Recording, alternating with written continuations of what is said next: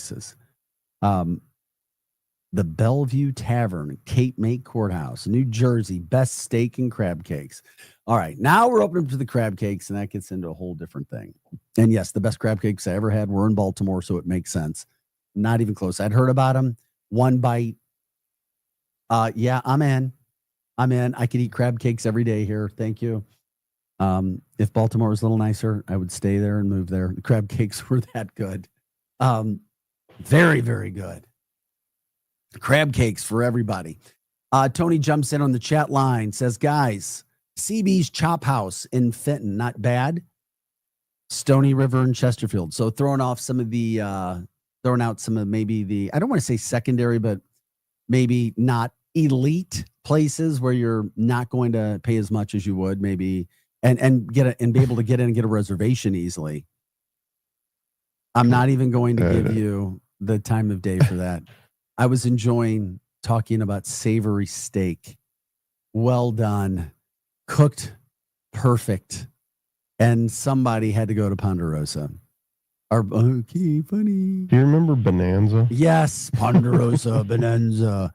Is Ponderosa even around? I think there might be a choice. The home. Wasn't Ponderosa the home of the buffet? Yeah. Hence our conversations recently about buffets and why it is that, at least I know my parents' age, why that age is so big into buffets. I've never been able to get into buffets. All you can eat, baby. In college, when I was trying to put tons of weight on. Outside of that, no. Why do we want a buffet? It was all about getting your money's worth. Yeah, exactly. Cheap people. I bet you got your money's worth. Oh, I got mine. I put some out of business.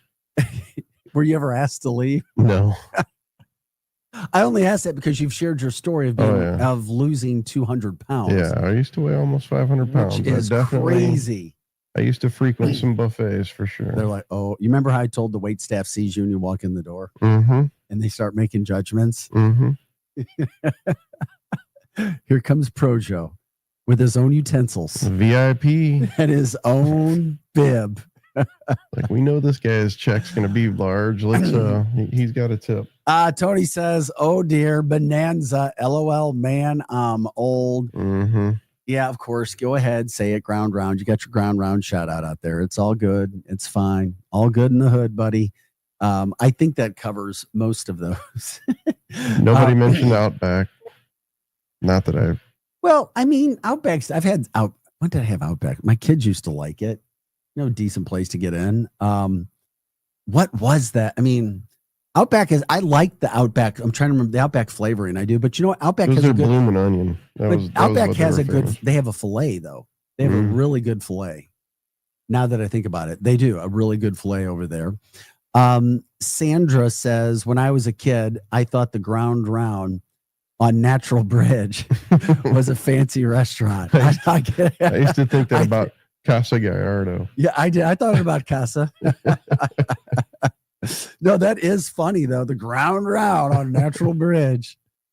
Woohoo! Yes, we're rolling. We're rolling in it tonight. Thanks, guys, for being a part of the show and jumping in. Donna says, wow, you did a great job, Projo, losing that weight, the 200 pounds. You lost a whole big person off your body.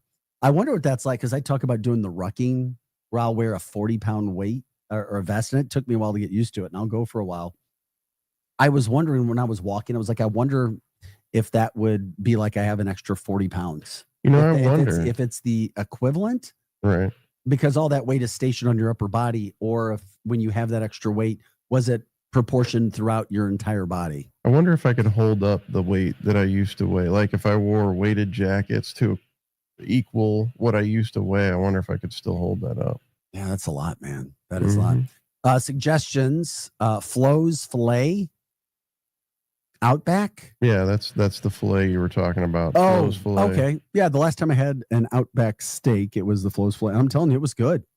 It was. I mean, no shade thrown towards Outback.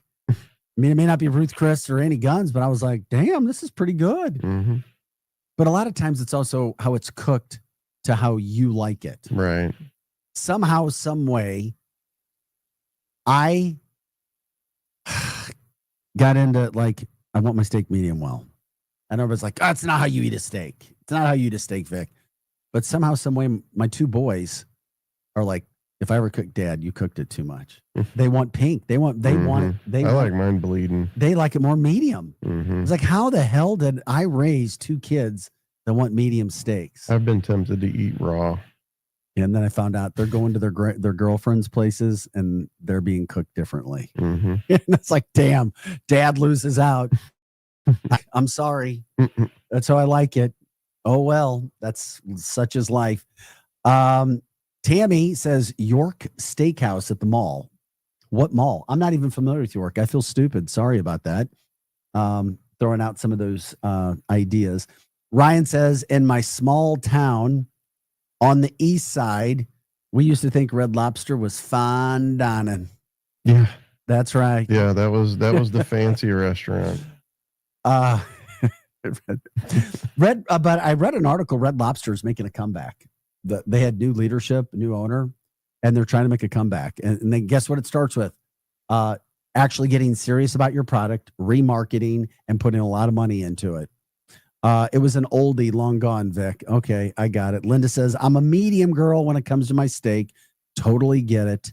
Also, Outback, I couldn't remember the name. We always went there for my son's birthdays, his favorite place. The Bloomin' Onion, delicious. Of course it was. Yeah, what was that? Longhorn had Bloomin' Onions too. Oh, there you go. It all makes sense. Finally, Jack's or Better was a popular restaurant chain. Whoa, back in the 70s. Jack's all over the state was around. So that's that's quite a while. Hey guys, we appreciate you jumping in with us every day. Arch City Now. If you have ideas for guests, you know what we're doing. We're promoting and doing what we can from that standpoint. We appreciate you guys jumping in the chat line, whether you're listening on radio or part of our live podcast. Thank you. Thank you. Thank you. Once again, to check out all of the programming on this network 24/7, you can go to luinfo.com. And of course, we stream on Facebook, X, and YouTube at Arch City Now. And just let us know, jumping on the show. Check out archcitynow@gmail.com to give us ideas for guests from that standpoint as well. So for Projo, I'm Vic Faust. We'll be back tomorrow. Have a great Tuesday, St. Louis. One more real hot day, and then we get a little bit of a break when it comes to the temperatures and maybe towards fall. Who knows? We'll see where it goes. Have an awesome day. Hot Take Central 2.0 is coming up next. We are your Lou Information Station. We are live and on demand at luinfo.com. That does it for us. I'm Vic Faust. Have a great day. People ask all the time, who the heck is Low Cost Airlines? Well, we're not just one airline. When you're talking to us, you're talking to everyone. We are the discount supermarket for all airline tickets. Plus, we have all the airlines and always have the best prices. American, Delta, United, plus all the specialized international airlines and a lot more.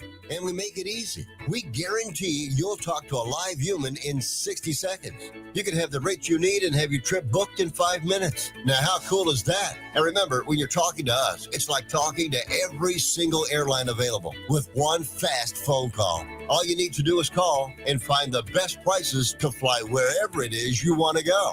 So are you ready? Call Low Cost Airlines right now. 800-298-0306. 800-298-0306. 800-298-0306. That's 800-298-0306. The choice of a lawyer is an important decision and should not be based solely on advertisements. At Brown & Crouppen, we get that after an accident, money's tight. That's why we offer so much for free. First call, free. First consultation, free. Stuck at home or in the hospital, we'll come to you for free. So call Brown & Crouppen, where we don't get paid unless you do. And your first consultation is free. A legendary weekend is coming to the Lou. Don't miss the Stiefel Charity Classic presented by Compliance Solutions, September 4th through 7th at Norwood Hills Country Club. Watch PGA Tour champions compete and enjoy a live performance by music sensation OAR at Friday's community concert presented by CarShield. Tickets start at just $20. Kids, military, veterans, and first responders get in free. Get your tickets today at StiefelCharityClassic.com. Broadcasting live from the J. Randolph Jr. Studios in Kirkwood. Daddy is out of the cleaning up dump business. KLIS 590 AM, Wood River, St. Louis.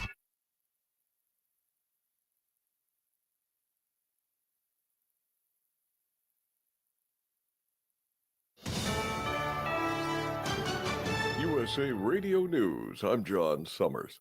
The Wisconsin teen accused of killing his parents as part of a plot to assassinate President Trump was in court Monday. Police say 17-year-old Nikita Kapsa fled the state after murdering his mother and stepfather in their Waukesha home. Federal investigators say the suspect was plotting to assassinate Trump and wanted his parents' money to start a political revolution here in the U.S. Kapsa pleaded not guilty to 2 counts of first-degree intentional homicide and multiple other charges. He'll be back in court in early October. President Trump said he's setting up talks between his Ukrainian and Russian counterparts, with both expressing openness to a meeting. Trump discussed the plan with Russian President Vladimir Putin in a call during talks Monday with Zelensky and European leaders. The Trump administration's providing the House Oversight Committee with documents related to Jeffrey Epstein's case. The Department of Justice will hand over the files on Friday. Requested materials include all documents and communications in the DOJ's possession connected to Epstein and his associate Ghislaine Maxwell, as well as files further relating or referring to human trafficking, exploitation of minors, sexual abuse, or related activity. Committee Chair James Comer says the DOJ is cooperating in a good faith effort. I'm Mark Mayfield. California Attorney General Rob Bonta filed another lawsuit against the Trump administration. This latest action includes 21 other states asking the court to stop the administration from imposing immigration enforcement on crime victims' grants. The Victims of Crime Act has absolutely nothing to do with immigration enforcement, nor should it.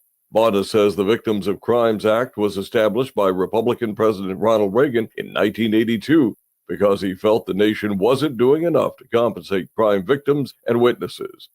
From America's News Network, USA Radio News.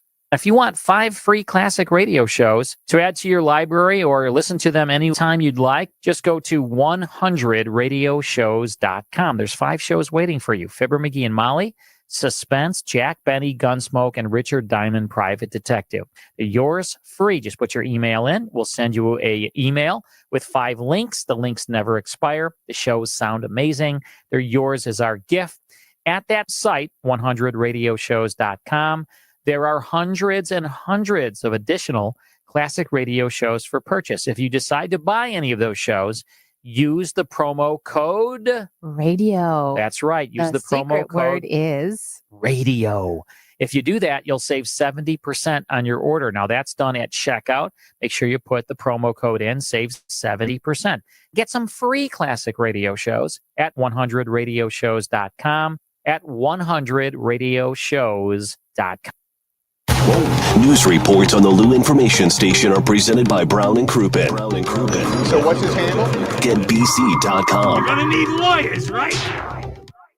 Are you paying too much for term life insurance? There's a tremendous price war among the major term life companies. Rates have dropped dramatically in the past 2 years. For example, a man age 45 non-tobacco user, $1 million of coverage is only $75 per month, level for the next 10 years. Or a man age 50 non-tobacco user can buy $500,000 of coverage for a monthly premium of only $110. Guaranteed not to change for the next 20 years. That's right, level rates for 20 years. And if you're a smoker, we have great rates for you as well. At the Term Lifeline, we specialize in policies of $500,000 and above. So if you're looking for new or replacement term life insurance, call right now for a free quote. Rates and availability may vary by state. Sample rate quotes are based on preferred non-tobacco underwriting exam required to qualify. 800-803-1961. 800-803-1961. 800-803-1961. That's 800-803-1961. Listen up, fellow timeshare owners. If you're a timeshare owner and you want out at all costs, you're done, frustrated, tired of wasting money, you don't use the darn thing. Get out now. Hire the best Bulldog timeshare cancellation team in the business. Their in-house legal team, headed by a timeshare cancellation lawyer, can help you fight the biggest and baddest companies out there that sell timeshare. At some point, you were using your timeshare, but now you're not, and you're tired of wasting money. Before you go to the poorhouse, call right now and learn how you can stop the maintenance fees and put more money back in your pocket. Their services cost you a lot less than you think, and you'll save a lot of money over time. Call the Timeshare Exit Hotline now. It's a free consultation. 800-824-5131. 800-824-5131. 800-824-5131. That's 800-824-5131.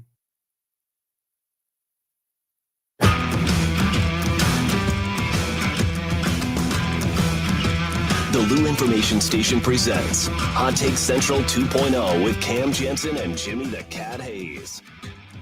Let's go. 8:05 on a Tuesday. Get up and get them in. 314-590-3770. This is the Lou Information Station live and on demand at louinfo.com. You can call in if you want. 855-282-8255. We're live on YouTube. Check that bad boy out. Just go to Lou Info on YouTube. Like and subscribe. Chat away all you want. I'll read your texts. If you put them on the 314-590-3770, I'll read those. And on our chat line on YouTube. Let's go. Get up. Get some energy. I feel good today. What's up? You okay? I Because I saw the tease. Well, that was yesterday. I didn't feel that good. And I'm going to blame myself for that because it's my fault, Jimmy. It's my fault. You were acting like it was a health issue. You just overserved yourself. That's right. Is that not a health issue? You look good today. You look fresh. Yeah, good. I feel You take good. care of what Yeah. Andy needed to take care of? Yeah, he did. Yep, All right. It was a long day. Got it through. Got some good guests on. Got Monty today. So we're rocking and rolling pretty good, but I wasn't feeling good yesterday. All my fault. You battle through? Battle through. You got to be a warrior. You got to be. Yeah, let's not just sitting in front of a microphone. Yeah, Does not make it's you a not- warrior. No, it doesn't. It doesn't. But when I had to go fight that guy 6'7", I wasn't feeling good. That's a step in that direction. It's a step in that direction, but you're still not a warrior. No. That's the difference between you and I. I've never battled a 6'7" guy. Oh God, they're not fun. They're are not small. You are a tough man. God Almighty. So I know you'll get through this. I'll get through this, Thanks baby. for offering me an apple. I got you an apple right there too. I'm sure in your career you've had to interview somebody 6'7", and it takes a lot. There it it takes is, a bro. lot of. You're damn right. Is gumption the right word? Aplomb, Ooh, I should hanger. say. Let's go with gumption to really stick your mic all the way up That's there and interview a giant. Oh God. But the last guy that made me look tiny was on the field with Walker. That's a big dude. Yeah, that'll do it. 6'6". He's a big boy. Every once in a while, every inch of it. Baseball guys generally are not huge, right? So you can get away with it. You might look shorter than them. Do you ever look at a guy like that and say, "What would I do to you if we had to fight right now?" Does that ever cross your mind? Or am I a psycho? Beg? Like, do you ever just think that? Like, you look at a guy like, God, what would if I had to fight you and what would I do? Is there ever that? No? Am I weird? Run. Yeah. And hopefully he No. would, That's Hopefully the- he would take a that's bad the right route answer. at tracking me down. That's the right answer. 100% that's the right answer. Or just don't be in that situation. I don't know why. I just still kind of think that way everywhere you go. Yeah, when I interview like a Jordan Walker, I'm not thinking that he's going to kill me for the most part. No, he ain't going to kill you. He's big, though. He's a big boy. Big boy. Speaking of the size of baseball players, we ended up talking about Judge. Yeah, we ended up talking about Lance Berkman yesterday for a little bit, and on Baseball Reference, he's listed at 6'1", 220, and that seemed a little small. I understand the weight will fluctuate across your career. 6'1" seemed a little small for Lance Berkman. I feel like he no looked, more than 6'2". Really, God, Yeah. he looked like he was as big as Albert Pujols at times. Like he looked like he towered over. He was everybody. a great signing. Yeah, he was. He was Lance a Berkman, great we were signing. looking at his numbers too. I mean, because we were talking about Arenado and can he bounce back? Is there anything there? And somebody mentioned Lance Berkman. I was like, I don't think he fell off. And then I checked it. His slugging percentage goes from .515 to .413 in that year where he gets traded to the Yankees. And then the next year with the Cardinals, he slugs .540. That's insane. And had big hits for them. Obviously, so clutch. I mean, nobody talks about how crucial his hit is in Game 6. That's why I think, I don't know if it was Lance. Yeah, I think Lance and Holiday call Biscuit Burley. They call him Lance Berkman. I like that. Because they say Berkman got to all the balls too, just didn't look good doing it. And I think with Burley, there's some of that too. And the way he hits, somewhat similar, although he doesn't have the power that Berkman had, but he does drive the ball. How big's Burley? 6'1"? About the same, 6'1", 6'2". How tall was Pujols? Burley's listed at 6 foot 225. How tall was Pujols? 6 foot? A little more than that. 6'1", you think? 6'1". 245, 6'1", 6'2". 250? He's listed at 6'3", 235. Okay. I always thought he was 6'3", 6'4". Pujols is? Yeah, he was one of the guys who he when you watch him on TV, you're like, yeah, he's a big guy. But when you if you sat down close to it and he you were near him when he was standing in the batter's box, it was like, oh my God, Albert Pujols is a giant. They got him at 6'3". I've interviewed him we're inches away, and he's thick. He's dude. thick. I don't know if thick is a derogatory term, but he's thick. He's just a big dude. Strong. You know who the guy who I used to think was huge, but isn't? When you meet him in person, Rich Gossage. He might be before your time. Yeah. You've heard of him, no? Goose Gossage? Yeah. Oh. That guy was filthy on the mound, and you'd think he's 6'5". He was like 6 foot. I don't think I've ever heard anybody call him Rich before. I think 100% of the time before today, he had been referred to as Goose Gossage in my life. That's fine. I don't think I've ever actually heard his first name before. Goose I got to read this. And the Yankees got him, and it's one of the greatest lines in baseball ever, right? Sparky Lyle was their closer, won a Cy Young. Then they go out and they get Gossage. And Greg Nettles, the Greg, G-R-A-I-G, not Craig, Greg Nettles, said Sparky went from Cy Young to Sayonara. That's a pretty good. I just like random little things like this, but it is interesting to me that 1975 Goose Gossage finishes 6th in the Cy Young as the closer for the White Sox with 20, and he leads the league in saves with 26. The next year, they clearly tried to turn him into a starter, and his ERA goes from 1.84 to 3.94. He starts 29 games, has 15 complete games, only one save, and then immediately the next year they put him back as a closer. I love that back in the day teams would try stuff like that. Well, they didn't work, but I like they still do it with a guy like Jordan. What's his name? The closer we had, Jordan Hicks. Jordan Hicks. Now, granted, had injuries, but showed signs as being a closer. They tried it with Reyes too, I guess. And then they moved him to starter, I think, in San Francisco, and his career has never been the same. No, didn't work. Getting in a hockey fight does not make you a warrior. Warriors are people that fight for people's freedom. Yeah, I know, dumbass. Come on. Settle down, Johnny. Oh, my God. You don't think I respect the military?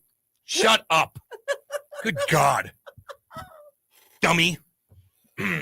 I still love you. My bad. I know you're the listener. I'm guy. sorry. Okay. He's got the wrong guy. Come on now. He's got the wrong guy. Come on now. So I did want to bring this up because yesterday we had If you stop listening to our show, go listen to Brendan Schaefer. There's something terribly wrong with you. That's in the regular rotation. Man, they probably do have pronouns, these nerds. Oh, that was mean. We were discussing the potential realignment in baseball, and I said I like division play, and I was going to put out we call it a poll, I call it a Schaefer, because he was the first guy that would put polls out every day. He was a poll master. He was the poll master. Who called him Lil Gallup? It wasn't me. Somebody called him Little Gallop, and it was a good one. It was a really good one. And for those who don't know, find out who called him. We love Schaefer. love B him. Shape. He's got He's dead our boy. eyes. Apparently, I can't wait till he's in where I could ask him about that. So He'll be in. He'll be passing ships passing in the night today. Okay, I love that dead eyes. We'll but get he that was the comment. guy, and I used to kind of go after him for polls because he did a lot of them.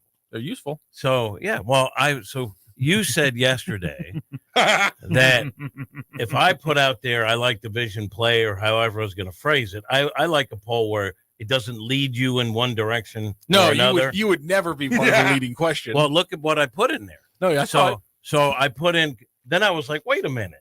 He said I would win because my followers are old, and I was like, it's Twitter. I don't know if that's true. I don't think there's any data. So I put out a poll, and I told him this morning. I asked Grok and Chat GBT. How dare They you? both How suck. dare you? You insult I me like know, that. Rocky. How What dare is you? it? What is the starting point when people consider someone old? And they both 40. said 65. Oh no! See, that's how Hold dumb on. they are. Hold See, on. over the Hold hill. on. It's literally over the hill. Hold on. So I was like, that's too much. So I put 50. If you're Yeah. 50, no one's going to call you old. 40. How old are you? 34. Okay. I mean, you're not a kid anymore. I'm 6 years away from being old. Okay. So I don't know if that's old. So I put 50, above 50, below 50. That's fair. Right? I mean, I want it to be fair because I want to learn too And you about the demographics. You got the result you wanted. You cooked the books. No, I'm Wait a- kidding. It was very fair. right? And Because he didn't say anything in the tweet. You just asked No, that no, one. no. You just asked the question straight Because up. Charlie would do that. yeah, Wow. the other day- Oh, my God. Yeah, he would. To win an argument, to win Yeah, a poll. Now the other day, he Now I feel like I'm going to say something racial. he did. Assuming makes an ass Dang right. out of you and me. Dang right. He's brilliant. You can say what you want about this show, but we are better than the Cardinals. We're not going to get an 8-4 win today. There was a win last. There was a win. We're not last- going to get an 8-4 win on this show. But the other day Three, he my put bad. my tweet right up on. Oh, my on bad. our Yeah, I meant to do that. Sorry. No, I'll do it I'm now. saying I'll I do it was now. impressed by that. do it I now. like Oh, yeah, to he's give got- praise where it's due. No, I wanted to get the poll up when I saw you put it up, and I completely forgot this morning. That's the way you're doing other things. You do. He's doing a lot of things. When you come in, like you got to get the tweet for us to send out because we're idiots. Yeah, I know. I don't want, but it is so much better when he does it. You know? I'm learning, but I still don't know how to pull. It's not that much better because Jim just erases what I write and writes what he wants. Is that bad or no? I'm just messing with you, All right. man. So anyway, I put on the tweet yesterday, pardon the intrusion because I care about my followers because I wouldn't have followers if they were paying for it. I get that. And I said, but I'm trying to get some demographic info to settle an argument. How old are you? There's nothing leading about that. No. And I put two choices, over 50, below 50. Immediately, 50-year-olds complained that they were not allowed to enter the poll because they're 50. I said over or under. It's fine. So 1,476 responses. That's a solid chunk. That's a solid sample size. 67% below 50. That's a big chunk too. 67%. 2/3 are under 50, not old. Should Rock give you an apology? No. Our quest, they align with each other. Both our quests is to become more learned and better Learning. people, right, Rock? We just want to learn and be better people. I'm So- surprised. See, I get it though, because if you're a bot, you've only been around for 3 or 4 years. You're under 50. I get it. Oh, You think they're bots? Oh, Yeah, that's bots- another thing that. No, hold on. Who else said that to you? I'm trying to. Is that what Somebody Charlie? else Was that said Charlieism? that. That you had a lot That of they're bots? half of them are bots. Yeah, that I bought and I bought them. Yeah. That seems like something Nate would have accused you of during something. Do bots like answer polls? That's a good question. I wonder if they do. I don't think they can. I don't know, think man. bots They are do a That's lot a of really good things. question. But anyway, and then the fact Skynet's that taken over. the fact that I have 11,000 plus on TikTok, which is a younger person's platform, I'm going to say that I'm not just for the olds. I wouldn't care if I was because I'm an old, but I think Cardinal baseball draws from all quarters. See that's where I'm still going to disagree with you. Cardinal baseball is an old demographic. In St. Louis. It's an old demographic. I think I'll be honest with you, Especially compared to the Blues. other- I think the Blues are a much younger demographic than the Like Cardinals if you are. went to the Blues game and Cardinals game, are you seeing more kids where? I think you're seeing more kids at Cardinals games because of the price, but you're seeing more 20-year-olds and 30-year-olds at Blues games. Okay. What about soccer? Oh, that's a good question. you got to be a certain age to wear a man bun, so you're probably not a lot of kids. Yeah, because you got. I mean, man, bud, you got to grow the hair for 4 or I 5 can't years. chirp You got to be because out of the I house wish- because good parents don't let you. I do wish it. I So, could like, grow a man bun. 24 seems like the earliest you can really have the man bun.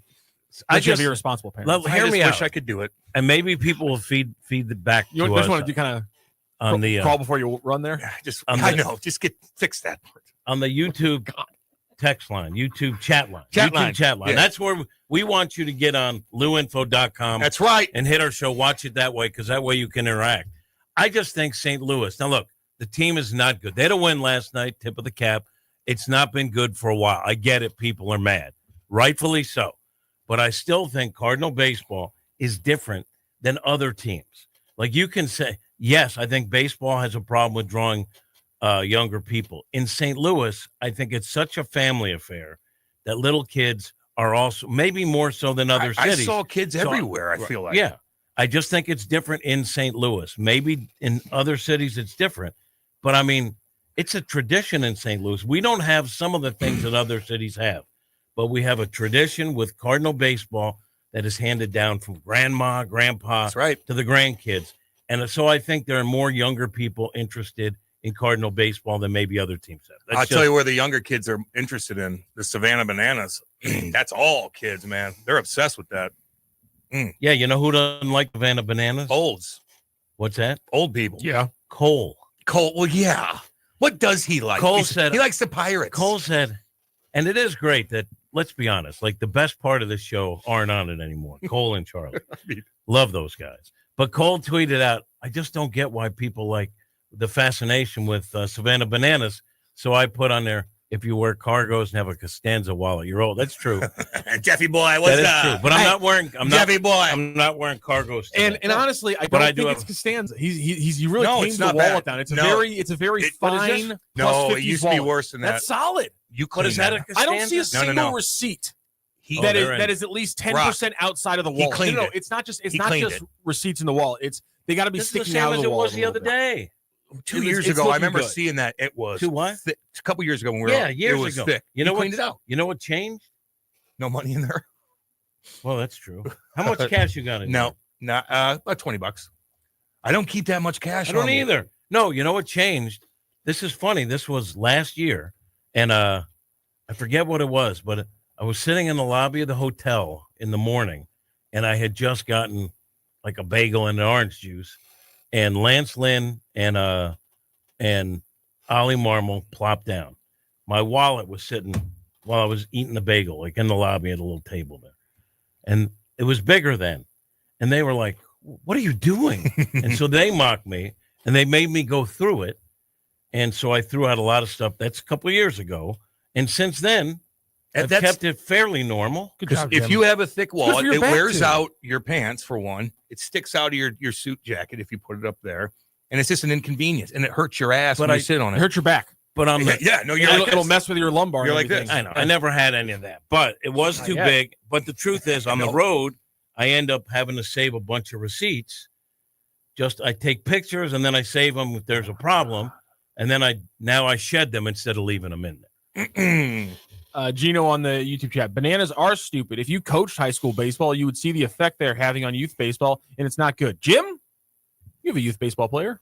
Are you seeing it? Are you seeing it slowly degrade the game? So our kids just are walking on in stilts and stuff now. I think there's kids who are doing goofy stuff where they want to like dance and things like that. Okay. It's like, oh my God, kids wanting to have fun. The humanity. Yeah. So what'll happen? I'm not gonna lie to you. At first, I thought they were goofy, and then I'm like, wait a minute. The kids are trying to have fun. Have fun. No. And anyone that's around youth baseball knows it isn't the Savannah Bananas. It's Major League Baseball. Travel ball. Like, coaches don't want their kids doing little gyrations after a double or pointing to the dugout or flipping their bats. Like Tommy Pham. Coaches, right. We'll get to that. I did see a little kid do the Soto shuffle the other day. I did too. It kind of Hold triggered on, something let in me my finish. head. I did too. Everyone has the, $80 sliding glove in their back pocket. Everyone has the little elbow pad that they don't really need. Kids are emulating major leaguers. Damn right. Not Savannah Bananas. Now, I agree with Rock. Let them have fun. But there are some coaches that have to pull the reins back when the kids go a little too far. Like, there's one thing having fun and then not showing up your opponent. That's right. But it's not the Savannah Bananas. My thing is that's not a new thing. That's always been a problem in youth sports. That was a problem when I was a kid. But you could blame it on whatever you wanted to do. My point is this: the problem is you're dealing with the worst little minions on the planet, and some of them are going to suck. It is what it is. Well, back in my day when I played youth sports, and we did it in a field full of dinosaurs, so it was much more dangerous. Mammoth. No, the coaches didn't play around. Like, if you did something they didn't like, you sit. Oh, yeah. I see coaches putting up with a lot more now in youth sports than they did. That's the same in hockey, too. Kids are toe dragging. They're getting more skill. They're trying to do the Michigan behind the net and stuff like that. Now, some of the old school coaches hate it. And the new school coaches are accepting it. So it's happening in every sport. You got to find a balance. Football, I don't know. Football, they're crazy. I think football, coaches don't play around as much. People complain about football in the same way. I mean, the wide receivers, the divas. So everyone needs, why do you need a shooting sleeve if you're a wide receiver? Why do you need, do you need to have all these rubber bands and stuff on your wrist? You need to have a chain always out. Chains. Like I don't know stuff like that. I don't understand people wearing a big chain. People complain about that kind of stuff too. My kid has a chain. A monster one? Not monster. Yeah, that could like hit you and knock your tooth out. But it ain't tiny. So Cole tweeted, I don't see the popularity or whatever he put of the Savannah Bananas. And I put, maybe the kids like it? Question mark. Yeah. Did you look at their stadium? Wasn't it 2 nights in a row they packed it? They pack it every time. Every night. House. They are sold out every night. Yeah. All over the country. I mean, they sell out college football stadiums. They do. The fun thing is that I can actually get that. I actually get that back and forth between you and Cole up on the screen here. If the YouTube people want to see the actual back and forth here between Jim and Cole on the Twitter tweets, it's on the screen right now. Actually, that's the other one. Let me remove that one. There's the one I'm talking about. Screen it up a little bit. No, that one sucks. No, let's do it this way. Sorry. I'm trying to figure out the best way to format this. There it is. I cannot express to you enough how confused I am by the popularity of the Savannah Bananas because young people enjoy it. And Cole responds, future theater kids for sure. It's a good answer. Woo! It's not a good burn. It's a good answer. Theater kids? There's a lot of theater kids who are very successful. You know who got rough? It's not a burn. Schaefer took a little hit on that. Oh, I used to give him. I used to give him a little. Schaefer took a hit on that. Yeah, if you guys knew a little theater, then maybe you guys would have gotten some points in last week's trivia game. That is 100% you shouldn't throw true. stones from glass houses, you uncultured swine. You're right. You're right on that. Excuse me. Don't question my theater abilities. Watch this and listen. Yes. You've gotta have heart. Miles and miles and miles. It's in your blood. I'm sorry. It's like your daddy, man.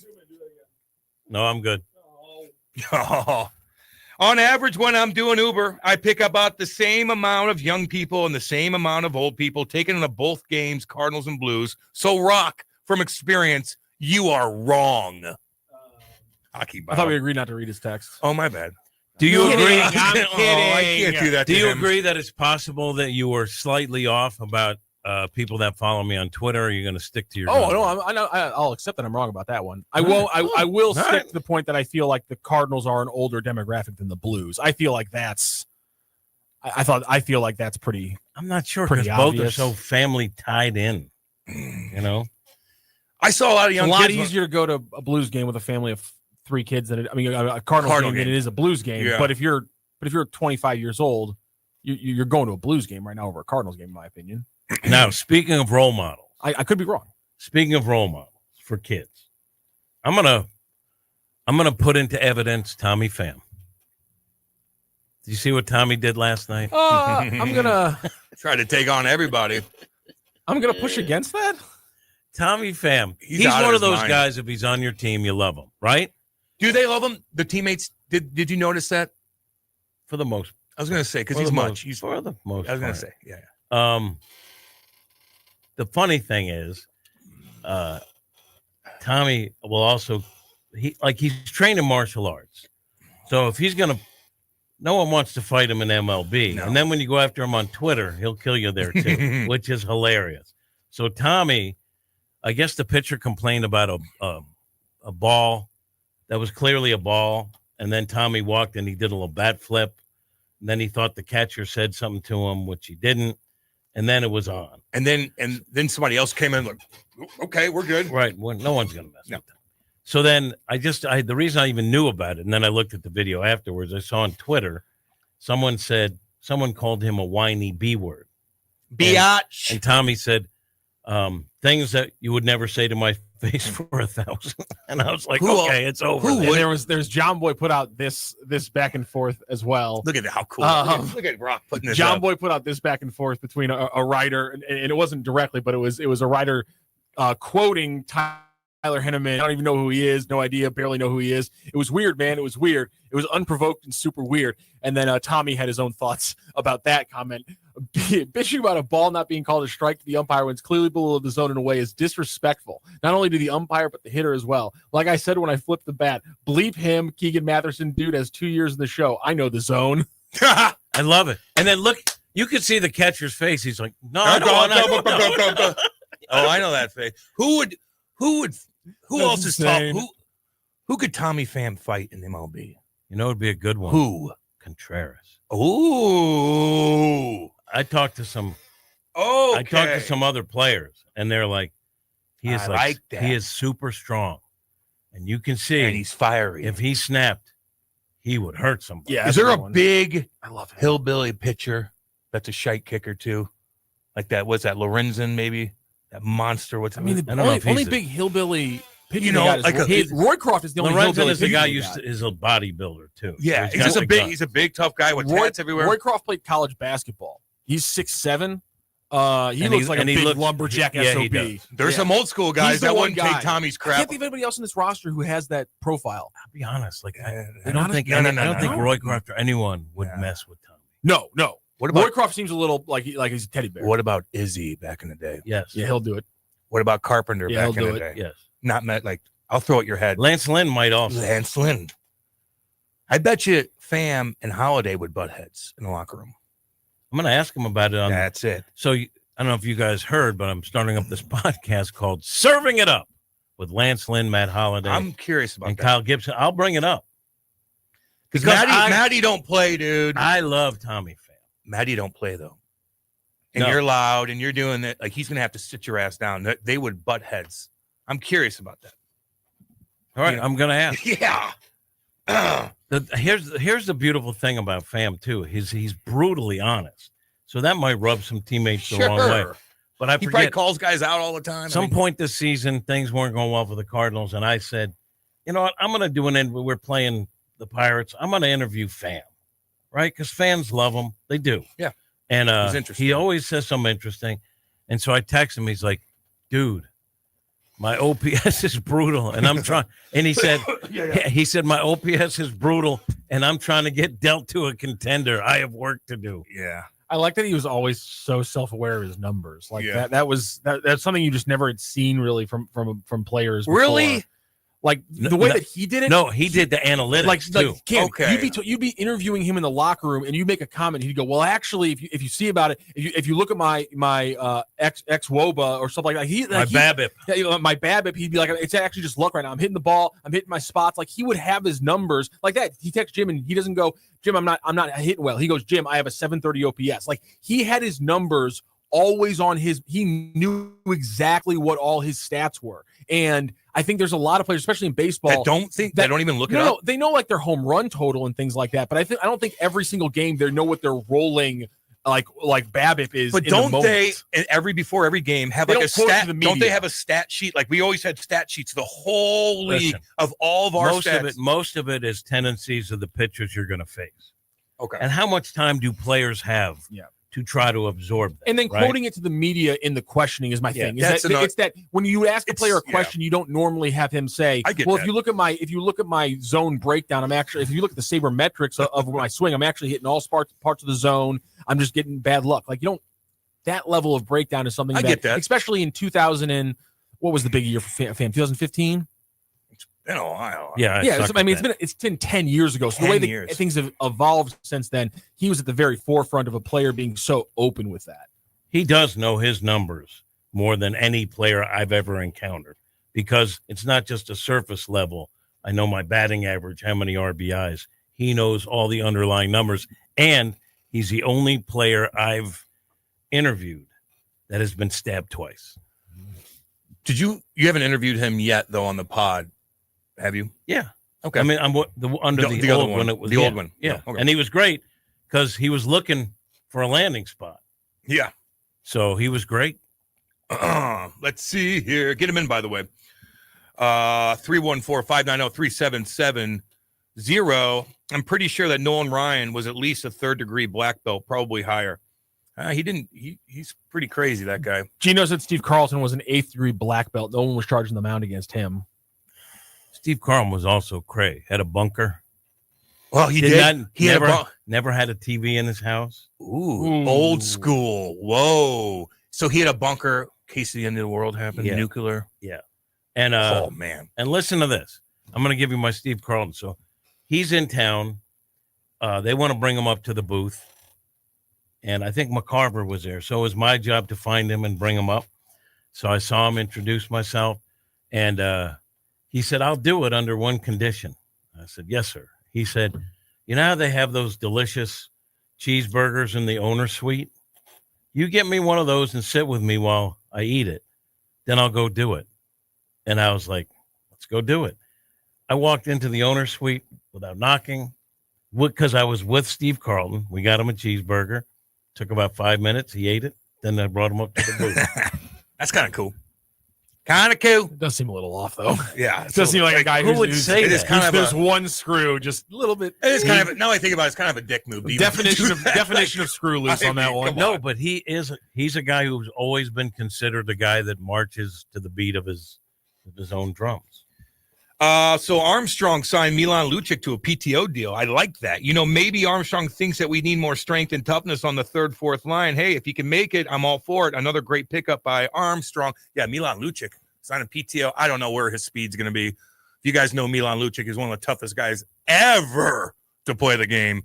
Had a little domestic dispute a couple years ago. I think that got settled, and he got reinstated to the NHL. So he's trying to hop back on a ship here. And I hope he does make the team, man, because he's a killer, an absolute killer. And maybe they do need it. I don't know where he's going to fit in that lineup. Don't know. That's going to be a tough one to make. If he's got, if his, I'm going to ask Monty today about him. Yeah, if his skate speed is there, is he a guy who plays the 4th line because Toropchenko plays up, or is he a potential guy because of his experience that takes that 3rd line right winger spot? He's going to be a 4th line guy. Okay. I would think. I mean, I think he's slowed down so much. He ain't making a team. Really? I don't think so. I know. I don't think he will. You should tweet that out. No, that's a hot take. Wait. With all your old followers. I just think that the Blues are too deep to even. I just don't think he can catch up, man. He's been out for a little bit here. The game flies by you. A couple years ago, he was slow. Now, you know, he's getting older. I don't know. Don't know. Fam needs to know his numbers. He had to use them against the cheat DeWitts every time he went into arbitration against them. Spartan, fire. Yeah, you know what else, too? In fairness to to the Cardinals front office, Tommy Pham, through the minor leagues, had a laundry list of injuries. I mean, everything. Outside of the fact that he's been able to maintain a major league career with a degenerative eye issue. That's which right. At times, he said he's been in the outfield where he was hoping they didn't hit to him because he couldn't see the ball. Obviously, that's going to impact you at the plate. So tip of the cap for him to battle through. But he went through a laundry list of other injuries as a minor leaguer, and the Cardinals stayed with him. They never cut him loose after he had a bad season because of injuries or whatever. He had like 7 or 8 different ones. And the Cardinals said, so I'm glad it worked out because, again, he's one of my favorite players. He's made some money. He's going to be just fine. Yes, he has. All right, we're going to go to break. Don't go anywhere. We'll be back. Hot Take Central 2.0. You've seen this. It's brand new. Are you online? Oh, hey. Oh, so you're new here. All right, let's get cracking. Okay, then maybe you should check out our website. You're insane. Well, you download songs illegally from the internet. LouInfo.com. LouInfo.com. The Lou Information Station. 590 AM KLIS, Wood River, St. Louis. Our origin story begins. The choice of a lawyer is an important decision and should not be based solely on advertisements. Not sure how to get a lawyer after an accident? Call Brown & Crouppen. We'll walk you through it. Worried it'll cost too much? Here's a fact.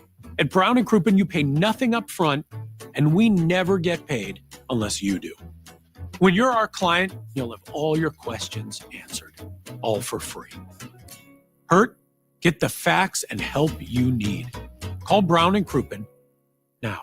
STL Sports Central is St. Louis's first all-digital sports network, and it's easy to find on YouTube. Catch the Randy Carricker Show featuring Brooke Grimsley Monday through Friday at 10 a.m. Videos and written content from Bernie Miklas, Card Central 365 every day, plus post-game shows after every St. Louis sports team plays. It's all at your fingertips on YouTube and online at stlsportscentral.com. Check it out.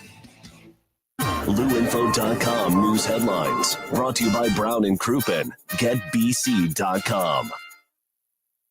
This is your LouInfo.com news update. Missouri Attorney General Andrew Bailey announced his plans to resign as he takes on a role with the FBI. His last day as Missouri's Attorney General will be September 8th. He'll serve as co-deputy director of the FBI. The governor will appoint someone to fill the remainder of his term.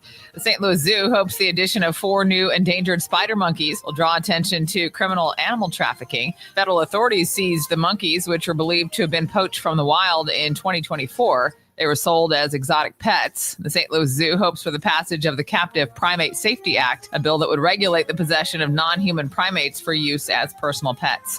A St. Louis man and a Troy, Illinois man have been charged after allegedly stealing over $1,200 of product from Menards in St. Anne. Michael Jackson and Seth Blaisdell allegedly took merchandise from the store at 11140 St. Charles Road on August 3rd and took off, reaching a speed of more than 100 miles per hour. For the Lou Information Station, streaming 24/7 at louinfo.com. I'm Jen Austin. Now, LouInfo.com weather, presented by STL Sports Central. St. Louis sports, anytime, anywhere. Here's your LouInfo.com weather update. A few showers or thunderstorms, a slight possibility today. The heat and humidity continue. We'll be in the mid-90s, and our heat index at about 105. Then tonight, we have a little cold front dropping in. Might bring us a shower or thunderstorm. We'll be in the mid-70s, and then a break from the heat and humidity coming up on Wednesday. Maybe a shower, partly sunny, upper 80s. I'm meteorologist Steve Hamilton for the Lou Information Station, streaming 24/7 at louinfo.com. A legendary weekend is coming to the Lou. Don't miss the Stiefel Charity Classic presented by Compliance Solutions, September 4th through 7th at Norwood Hills Country Club. Watch PGA Tour champions compete and enjoy a live performance by music sensation OAR at Friday's community concert presented by CarShield. Tickets start at just $20. Kids, military, veterans, and first responders get in free. Get your tickets today at StiefelCharityClassic.com. Join your fellow St. Louis City SC fans at Hot Shots Sports Bar and Grill. All St. Louis area Hot Shots locations are proud to be a part of City on Tap, presented by Michelob Ultra, the official network bringing St. Louis City fans and ice-cold beer together. Catch every exciting moment of the 2025 MLS season at Hot Shots. Since 1990, Hot Shots has championed St. Louis sports, and they're thrilled to keep the tradition alive for St. Louis City SC. Find the Hot Shots near you at hotshotsnet.com. Is your brand stuck on the sidelines? Tired of feeling like your marketing budget is just warming the bench? Well, then it's time to get in the game with Eyesight Media. We don't just put your brand near the action, we put you in the action. Imagine this, your company front and center, showcased in NCAA and pro stadiums and arenas nationwide. If you're ready to elevate your brand to MVP status, don't miss this shot. Visit eyesightmediagroup.com today to apply for an in-arena partnership. That's eyesightmediagroup.com. Back to more of Hot Take Central 2.0 with Cam Jansen and Jimmy the Cat Hayes on the Lou Information Station, streaming 24/7 at louinfo.com. Yeah. 8:42 on a Tuesday, Lou Information Station, live and on demand at louinfo.com. You could chime in on the text line, 314-590-3770, and we're live on YouTube. Hi, everybody. You know What's up? You know what threw me yesterday What's when up? you left? What? Because it's like the first time I had to pseudo run point. No, you did it when I was in Arizona. and I forgot that we don't have we have 3-second music bits. Yeah, so I heard the music and I was like, let me get comfortable, and then it was dead air, but I hadn't put my IFB yet. And Rock goes, Jim, go. Get into the show, Jim. Come on. Honestly, the WNBA should be in St. Louis. I should have just played Drops, please. I love marijuana. Good morning, everybody. Quit bitching, Cardinals fans and homers. That's exactly right. Stop bitching. I have a general philosophy about this radio station. Get him on. You hear that, Kate? Get who? If you stop listening to our show to listen to Brendan Schaefer, there's something terribly wrong with you. What about that? What about him? That guy? Yeah. I just think. Should we get him on? Brendan Schaefer co-hosts the Randy Carricker. I just want to apologize for all the meetings. You know, you and I got besieged. That's right. With texts and emails that we had to have that guy. That's right. And then I didn't bang my belt, Mom. And I was like, no, we're gonna have Brendan Schaefer. That's right. All those meetings. Hilarious. Now you did bang your fist on the table much louder in the meeting than what you did right there. Yeah. Like that was a I know yeah. what people want. And look at B. Schaefer now. B. Schaefer is like kicking ass and taking names everywhere. It's my boy. And he got shot up downtown. That's a warrior right there. And he's got dead eyes. I want to tell you my YouTube analytics. Oh, God. YouTube analytics. Cole thinks he's a host. Cole thinks he's a host. He does. And he was. So did you know Talking to the great Kenny Walls. What do you mean? So did you know who? Who was sitting there? Seth. I don't think he's a flaming liberal. Remember the day? I'm sorry, but the little handgun. I have a little handgun. Somebody said something to Seth, and all of a sudden he like started with his own hot take. Yeah. And we're like, what? Well, what happened? He hosted the show for 3 hours one time. Oh, yeah, it was great. I don't want to cause any turmoil. Yes, you do. Remember Kate and I were on our way down to Table Rock, and I was listening, and I'm like, are you guys out of your minds? I was arrested, but I was not convicted. He wasn't ready for it. It's all good. Oh, that was funny, man. Cam, how about Andy saying he was in a boy band in grade school named the Eighth Wonder? How did you not dig into that? Oh, yeah, he said, you must have listened to the podcast earlier this morning, homeboy. How did you let that pitch go by, you son of a... I chirped the hell out of him. He said he was in the boy band called the Eighth Wonder. That's funny. God. I mean, what the Eighth Wonder. What did Andy play? And then we started talking about the Whoa. Seven Wonders of the World, and he couldn't get any. What did Andy play? Probably nothing. They're probably in a garage, and he looks like a lead. Drums. I bet. You know what? The flute. I was gonna say. I bet he shook a mean tambourine. Yeah, like he's in the background. He's the eighth guy in the background.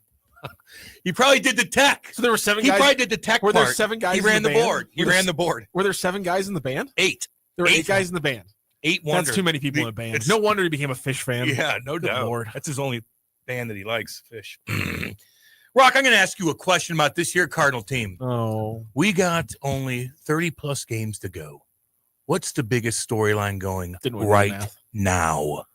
I'd say the biggest. If you're a fan right now, the biggest storyline has to be that they're not going to call up JJ Weatherholt. Yep.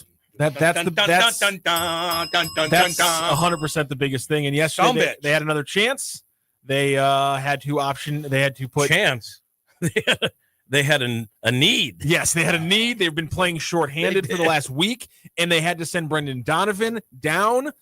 And, no, they didn't send him down. They put him on the IL. Put him on the IL. Excuse me. And they made some moves with some pitchers, but they had to put Donnie on the IL, and they called up Jose Fermin because they needed a middle infielder, and they just don't have any others. There's not another middle infielder they could have called up or anything like that. So Nolan Gorman. I didn't understand. Nolan Gorman with another throwing error last night, but he did hit a home run. Somebody posted his numbers since I think June 1st. Good, and they look pretty damn good. Good, yeah. This is the runway. runway. You see what we're talking about? Yeah. This is the runway. Yeah. No, I mean, he's been hitting the I didn't ball. have to see that. I looked at the you're number. You're there. He's a guy who's getting some runway and offensively looking like he's supposed to. Defensively, it's not been good. It's not.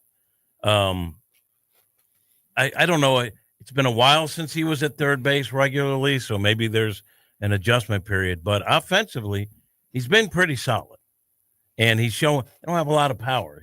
He's one of the guys that can get into one and give you a 2-3 run shot. They don't have a lot of those guys. Yeah, they just. I have no idea why they're not calling up JJ Weatherholt. It makes no sense at this point. I don't see the logical reason beyond what they've said and trying to figure out and read between the lines beyond what is the logical reason not to do it that they wouldn't admit. And what do you think? What is your conspiracy theory? Ooh, they just don't think he's ready, and they just don't think they've seen enough of him at AAA to give him the chance. And they don't think. I don't agree with this, but they don't think that bringing him up will help his development. I don't know how it could hurt his development unless he goes 0 for whatever. But that doesn't matter. It doesn't matter. And we literally saw it with Mason Wynn. Like we saw how beneficial it was for Mason Wynn to come up and struggle and then have the offseason to work out and say, this is what I am as a major league hitter. This is what major league pitching is. This is what I have to do. Compared to, and this is a great point that Ryan Fagan made over on STL Sports Central, that compare Mason Wynn. We're all family here. Yeah, baby. I'm just saying. That's right. I just like to give credit. Compare Mason Wynn to other big name starters who would, or players who, instead of coming up and struggling for a month in September, came up and struggled for a month in April. And Nolan Gorman and Jordan Walker and Victor Scott II. Those guys came up to start their MLB career at the start of a season out of spring, and they struggled and they had issues and they had to be sent down and they had to work on things. But we have the proof in the pudding of how it works with Mason Wynn. And you go back to 20 years, you can see that's how it worked with Skip Schumacher. That's how it worked with Matt Carpenter. Those guys who came up in August and September, and they learned what it meant, and then they developed that way. I don't understand how we've changed this thought process with arguably one of the most talented players we've seen come out of the Cardinals organization in the last decade. Do you think Mo and Bloom are arguing about that on that decision, or do you think they both agree? I think it's not one guy deciding and the other guy disagreeing. I think it's a collective, and I think probably the DeWitts have to sign off on it, or at least nod that they understand why we're not seeing him. And to that point, that still confuses me, or it doesn't worry me, but it's just, if you don't want internal strife, but like one guy's on the way out, the other guy's got to start setting the table for next year. And I feel like JJ Weatherholt would be one piece you'd want to, set up if you were Chaim Bloom. And so it doesn't make any sense for me why there wouldn't be some consternation unless we're just trying to, keep things smooth, which I get that, but I'm not so sure. If I was Chaim, I'd be a little bit perturbed. I'm not so sure that he wants to push him. Yeah. I would be. That's what I'm saying. If I was me. Yeah. I don't know if that's true. I don't know if this is causing it, but I will say, at the very least, your fans want to see him. Give him a treat. Right? A little treat. Just a little treat. Just give him a little treat. Even if you have great statistical data, which I don't think it exists, how not bringing him up will help him, which I don't agree with. Little treat. I don't think that. Give your fans a little something. It's like when you bring in McDonald's, I have a little treat for you sometimes. There's a Egg McMuffin still sitting on Dave Green's desk. He never got it. I don't know. He's coming in today. Okay. He's coming in today. Okay, good. Here's the other story that I think outside of that. Mason Wynn excelling even with the bad knee, and also the fact that their bullpen, after shedding their three top relievers, like, Matz, you could say specialty because he could go multiple innings, but they were all having good seasons. Yeah. They're elsewhere. They're all getting shellacked. Yeah. Well, the Cards got some. I'm not trying to say this is a big win. It just happened. Well, I'm just saying JoJo has struggled a little bit. He's kind of, unfortunately, we've already seen the whole cliche of why you don't have a lefty closer has already kind of played out with JoJo, unfortunately. Leahy just got shellacked over the weekend. It's been really good, and Swanson, I think, has been the North Star since the deadline. So is O'Brien. He's been great too. Yeah, Riley O'Brien has been fantastic. Okay, those two guys. Yes, and great point. Leahy, what I like about him is he was great, then he struggled, then he came back to being great. Look, he had a bad outing, really. If you look at his numbers, they're still really, really good. Mm-hmm. And as a bullpen since the deadline, the numbers are really good outside of the guys who came in to mop up in out-of-control games, right? To me, that's surprising and a positive. I think that's a storyline. But I will agree with Rock. No JJ is number one. Damn. Let's see here. September 21st is the only date Redbird fans have to look forward to. Will there be a ceremony for Mo before that game, or will the DeWitts read the room and let the day pass without a production? That's actually a good question. Will there be something for him the last game, Jimmy, you think? I hope. I hope. But maybe they don't want to do it because they think there's going to be boos or a bad reaction. Do you think there would be? I think there'd be a Sunday 1:15 game. That is pretty prime. Come on, ceremony on the field kind of games. Jimmy. I don't know, man. But hear me out. There's a mix. Like Cardinal fans pride themselves on applauding former Cardinals that come back, or an opponent that made a really good play. Right? Yeah. They applaud themselves for being like really good fans. So I think that will be mixed in with people that want to just let it rip on Mo. So I think it would be mixed. Yeah. You think that's fair or not, Brock? I think that's fair. Too. I think they will do it. It is kind of a perfect day for it. Sunday, early game. Give everybody out there at about a noon for a little 30 minutes. Why don't we have a left closer? Billy Wagner, Josh Hader, Daddy. Okay, Daddy Padre, what up? I'm not saying like there haven't been lefty closers, but when people talk about when we talk about the cliche, we talk about like the cliche of not having a lefty closer, unless he's a dominant guy, is because you have to do things like the game he lost last week, where he has to go up against 3 straight righties, and he doesn't have reverse splits, so he gets hit by righties more often. So that's why having a lefty closer can be a bad thing. You mentioned Billy Wagner and Josh Hader. Yeah, those guys are extremely talented. Jojo Romero is neither of those guys, hence why there's a little bit of risk going into it. And that's what people were saying when they were going to give him the first shot at the closer spot over over some of the other options, and it's been problematic in two of his blown games or losses, which I think one's a loss. If I had to pick a guy whose stuff said to me I should close, it's O'Brien. His stuff is nasty. I'd agree with that. And I mean, this is a kid who's had injuries. He's healthy now, so it's probably a brand new ball game for him. But there's time. This skinny guy who he's 30, I think, but he looks like he's 17, and he just dominates guys. Dominates. I really have been impressed by him. Oh, let's see here. Cam looks like a certain Cardinal player in his outfit today. Who? Hopefully somebody handsome. I didn't realize you were wearing exactly matching hat and shirt until just now. Oh, yeah. I like the match. Kate dresses me. I told you. 5-10 years from now, Mo will probably be a lot more appreciated than he will be right now. That's true, Spartan. Yeah, he will. That's always the way the case is. Oh, this is a nice text.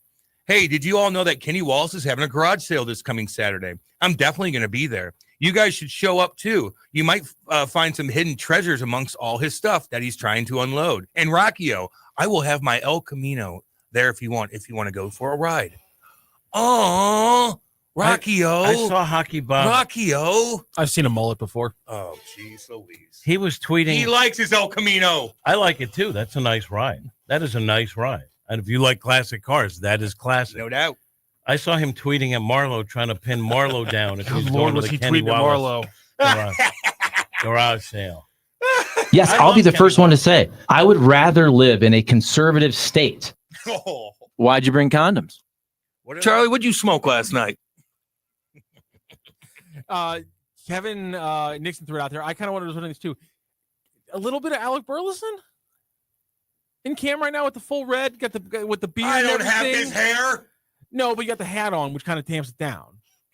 God, I wish I had his hair. Oh, I'd be headbanging in the mirror all the time. You could do a little Schwarber as well. You got a little Phillies vibe going now. Schwarber, the big strong dude. It kind of looks like a P if it's not perfectly focused in on your hat and your shirt. So you do a little combo of Burleson and Schwarber right now. Have you 300 push-ups? Have you seen Nathan Church? When? What he looks like today?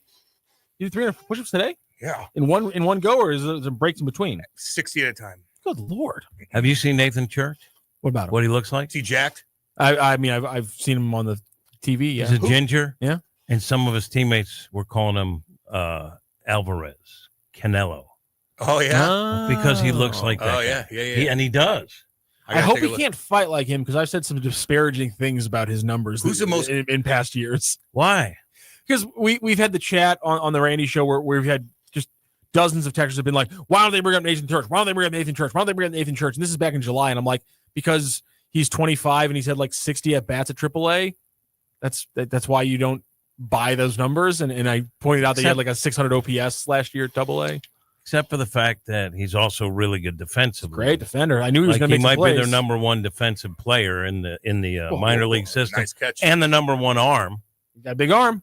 He needs to know when to use it. And we had Siani up here for a long time based on defense, right? So, well, they were talking about his bat, and I was criticizing his bat. I said nothing. I didn't criticize a single thing about his arm or his defense. I knew that was there. Get that. My entire thing was he did hit 335 at AAA, small sample size. But the year did. prior to that, he hit 220 at AA. So my point is that when you go from 24 years old hitting 220 at AA to 25 years old hitting 330 at AAA, you can understand why a Major League Baseball team isn't like, we got to get this guy the at-bats, as opposed to a Thomas Saggese. Or now everyone's hurt, so everyone gets at-bats. Remember when that Hoosier from Arnold brought his jalopy to the station and was picking his ass on the video? Remember he took a video, Jimmy, and he was picking. Gotta go. All right, we gotta go. All right, we gotta go. Enough's enough. We got Ed and Brody Herman coming on next. We'll be back. This is Hot Take Central 2.0. All aboard! There's a new way to travel, and it's one of the oldest forms of transportation. Travel by train. Yes, consider traveling around the United States on Amtrak. Traveling by train is a lot less of a headache than taking a plane, and you'd be surprised how many places you can go on an Amtrak, and there's no passports or IDs needed. Find out how to get where you're going as soon as tomorrow by train. Call the Amtrak Travel Hotline right now. We'll book your trip and email your tickets within minutes. Skip the drive to the airport and skip the lines. Call right now to book your Amtrak reservations. We service most of the United States. All aboard! Do something new. Travel by Amtrak today. 800-428-9517. 800-428-9517. 800-428-9517. That's 800-428-9517. The Lou Information Station, 590 AM KLIS, Wood River, St. Louis. Says he's putting things in play for a meeting between Ukrainian President Zelensky and Putin after Zelensky and European leaders were at the White House Monday. Zelensky said he had a productive meeting with President Trump. I'm Mark Mayfield. The Hamas terrorists say they would agree to the latest ceasefire plan put forward by mediators from Qatar and Egypt. The negotiations have come as Israel prepares to launch a massive assault on and occupation of Gaza City as the nearly 2-year-old war continues. This proposal calls for the release of 10 living hostages and 18 deceased in exchange for a number of Palestinian prisoners held by Israel. Hamas also wants American guarantees for a ceasefire. Israel says its terms have not changed. Release of all the remaining Israeli hostages, disarmament of Hamas terrorists, and Israeli security control of the Gaza Strip. The Trump administration will provide the House Oversight Committee with documents related to Jeffrey Epstein's case. The Department of Justice hands over the files Friday. Requested materials include all documents and communications in the DOJ's possession connected to Epstein and his associate, Ghislaine Maxwell, as well as files further relating or referring to human trafficking, exploitation of minors, sexual abuse, or related activity. And a measles outbreak in Texas is over. That's according to the Department of State Health Services, who said it's been more than 42 days since a new case was reported. From America's News Network, USA Radio News. Business owners, are you paying high phone bills for old school systems and lousy service? StrongTel cuts your phone bills in half and turns every phone you own into a feature-rich business system. Sean Roddy, CEO of Hennings Brothers Drilling, had this to say. We've been a StrongTel customer for over 10 years. It's great. It even includes an intercom with video to our equipment yard. I can watch live from anywhere with my smartphone. I'd recommend StrongTel to anyone. Never miss a customer call again with your StrongTel business system. StrongTel is a proud iTex partner and always welcomes your iTex dollars. You'll get award-winning StrongTel service, a business-class phone system, and cut your phone bill in half. So visit strongtel.com right now.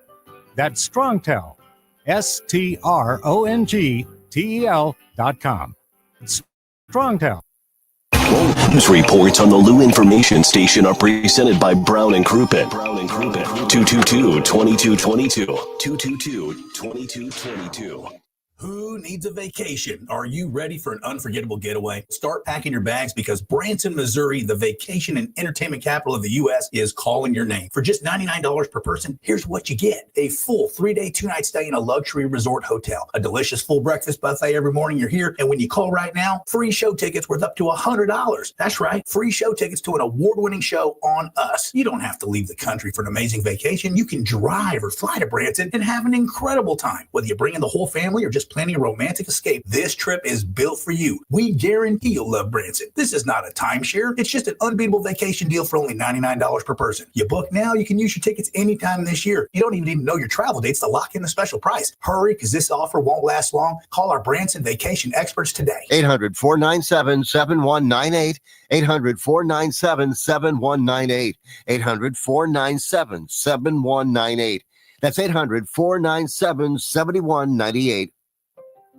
Let's talk about your health insurance. There are a lot of reasons why people need affordable health insurance. But here's the bottom line. You know you need affordable health insurance. For you, a spouse, a family member, whatever. I'm going to give you a free hotline to call to find affordable health insurance that can cover all your health insurance needs in case you get sick or have an emergency. Plus, cover vision, dental, and more. And there are no long-term commitments. You can keep your plan as long as it's affordable. And for the price of a cup of coffee. We're not talking about one of those fancy coffees. For the price of a regular cup of coffee a day, you can have quality, affordable health insurance.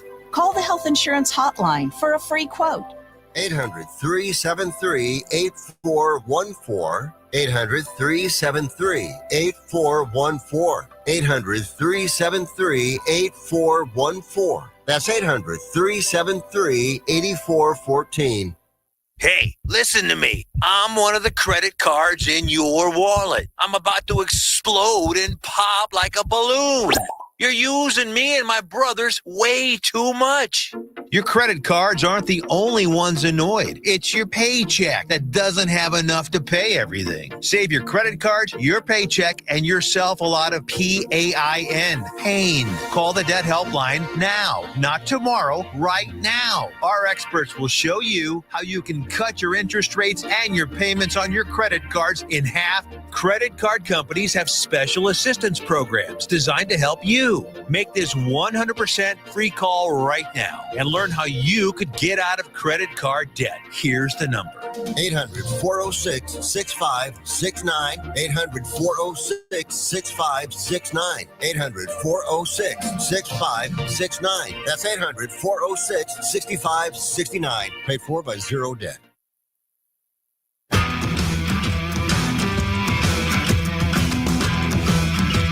The Lou Information Station presents Hot Take Central 2.0 with Cam Jensen and Jimmy the Cat Hayes. 9:06 on a Tuesday in Kirkwood, Missouri. This is the Lou Information Station, live and on demand at louinfo.com. If you want to chime in the text line, you can. 314-590-3770. We're also live on YouTube. Go to Lou Info on YouTube. Like and subscribe. Comment, wave, do it, whatever you guys want to do. We are on YouTube, so check it out. Like and subscribe. Cam Jansen, Matthew Rocket, Jimmy the Cat Hayes, and Ed and Brody Herman. What's going on, guys? Oh, we're just having a good time, man. Chilling, man. Happy to be here. I hear the heat's going to break. Everyone says tomorrow we're going to be in the mid-80s, maybe even the low 80s. It's depressing. Well, you know what? It won't be if it actually happens. Then I'll be just happy. Yeah. And that's why I wore the linens today. I'm like, this might be the last super hot day of the summer, hopefully.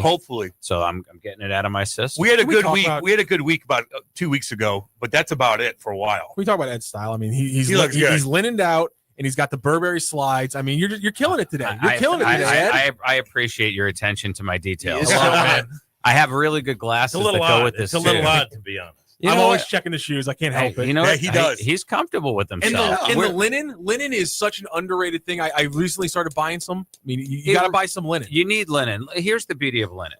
It doesn't get hot. It's light as a feather, and nobody cares if it's slightly wrinkled because that's kind of the look.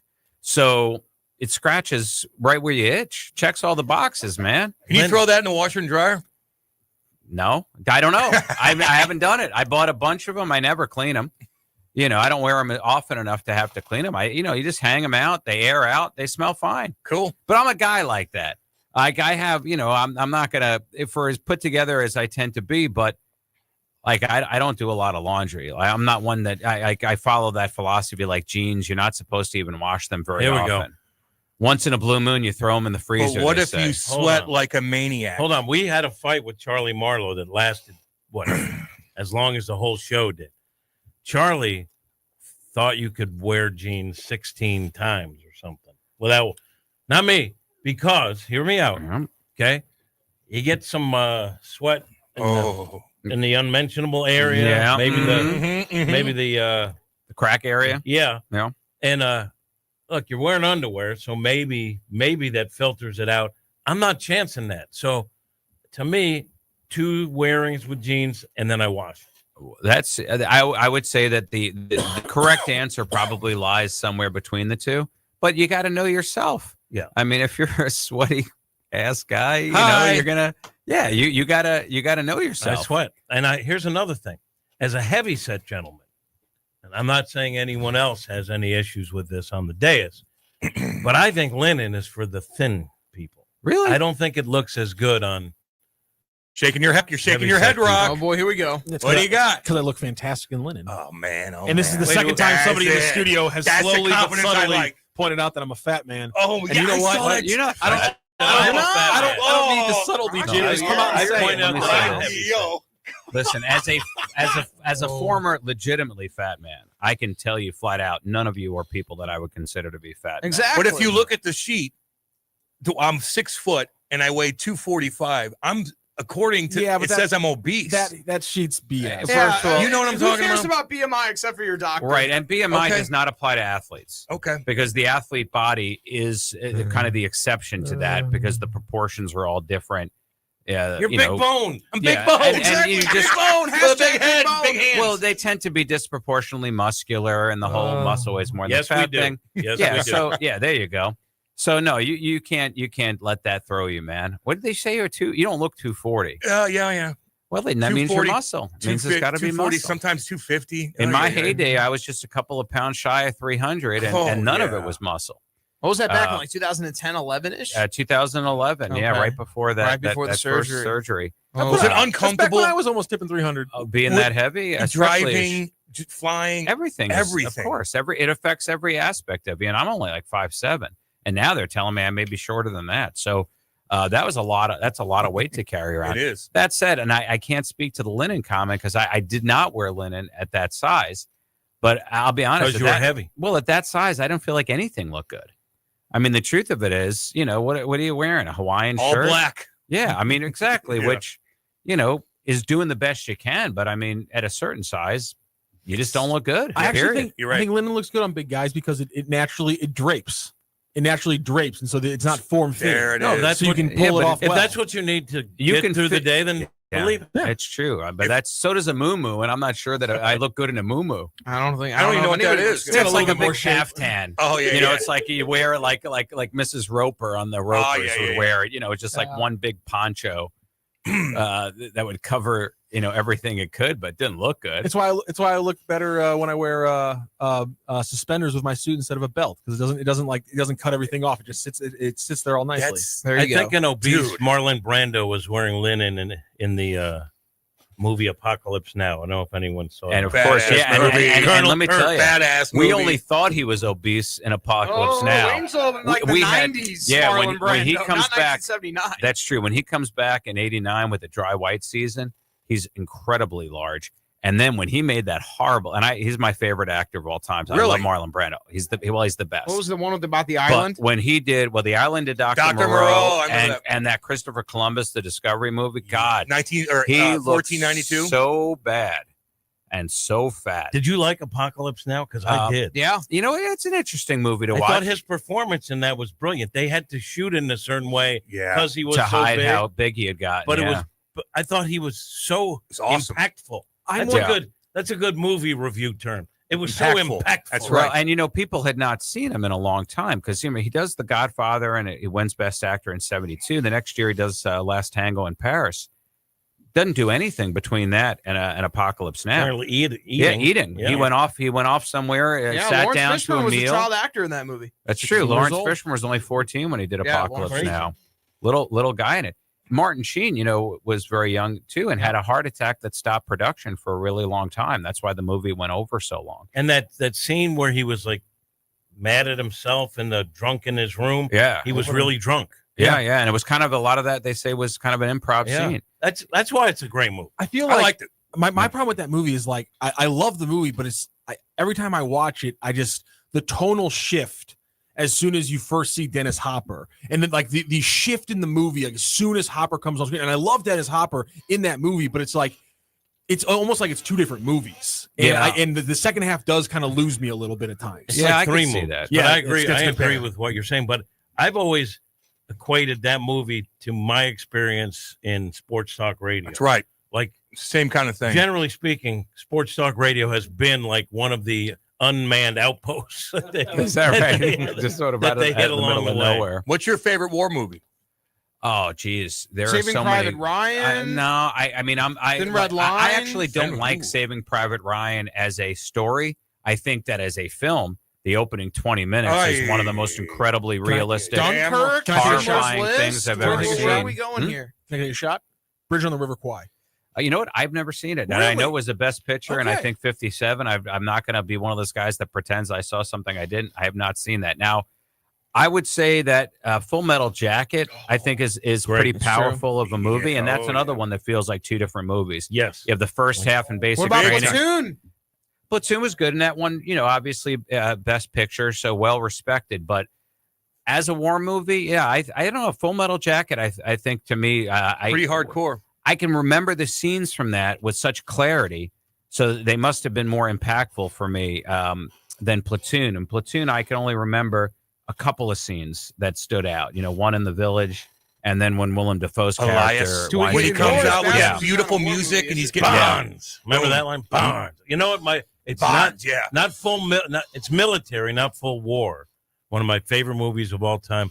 Hunt for Red October. Oh, yeah. Well, that's that pseudo war could be sort war. of, yeah. Cold War, defection. I think that one is just great because of Sean Connery. He's amazing. I could just listen to that guy say anything. It gets me in Platoon every time. Like when I think of that movie, I think of the look on John C. McGinley's face when they deny him like his leave or transfer at the end of the battle, and he survived it, and he's like, okay, I get to go home now, right? And they're like, no, you're going right back in, and the look on his face is it's terrifying. And that was really early in his career. Oh, yeah. And he did a couple of movies with Oliver Stone.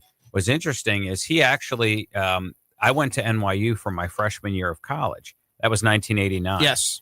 So he had already done Platoon, and then he did talk radio with Oliver Stone. yeah.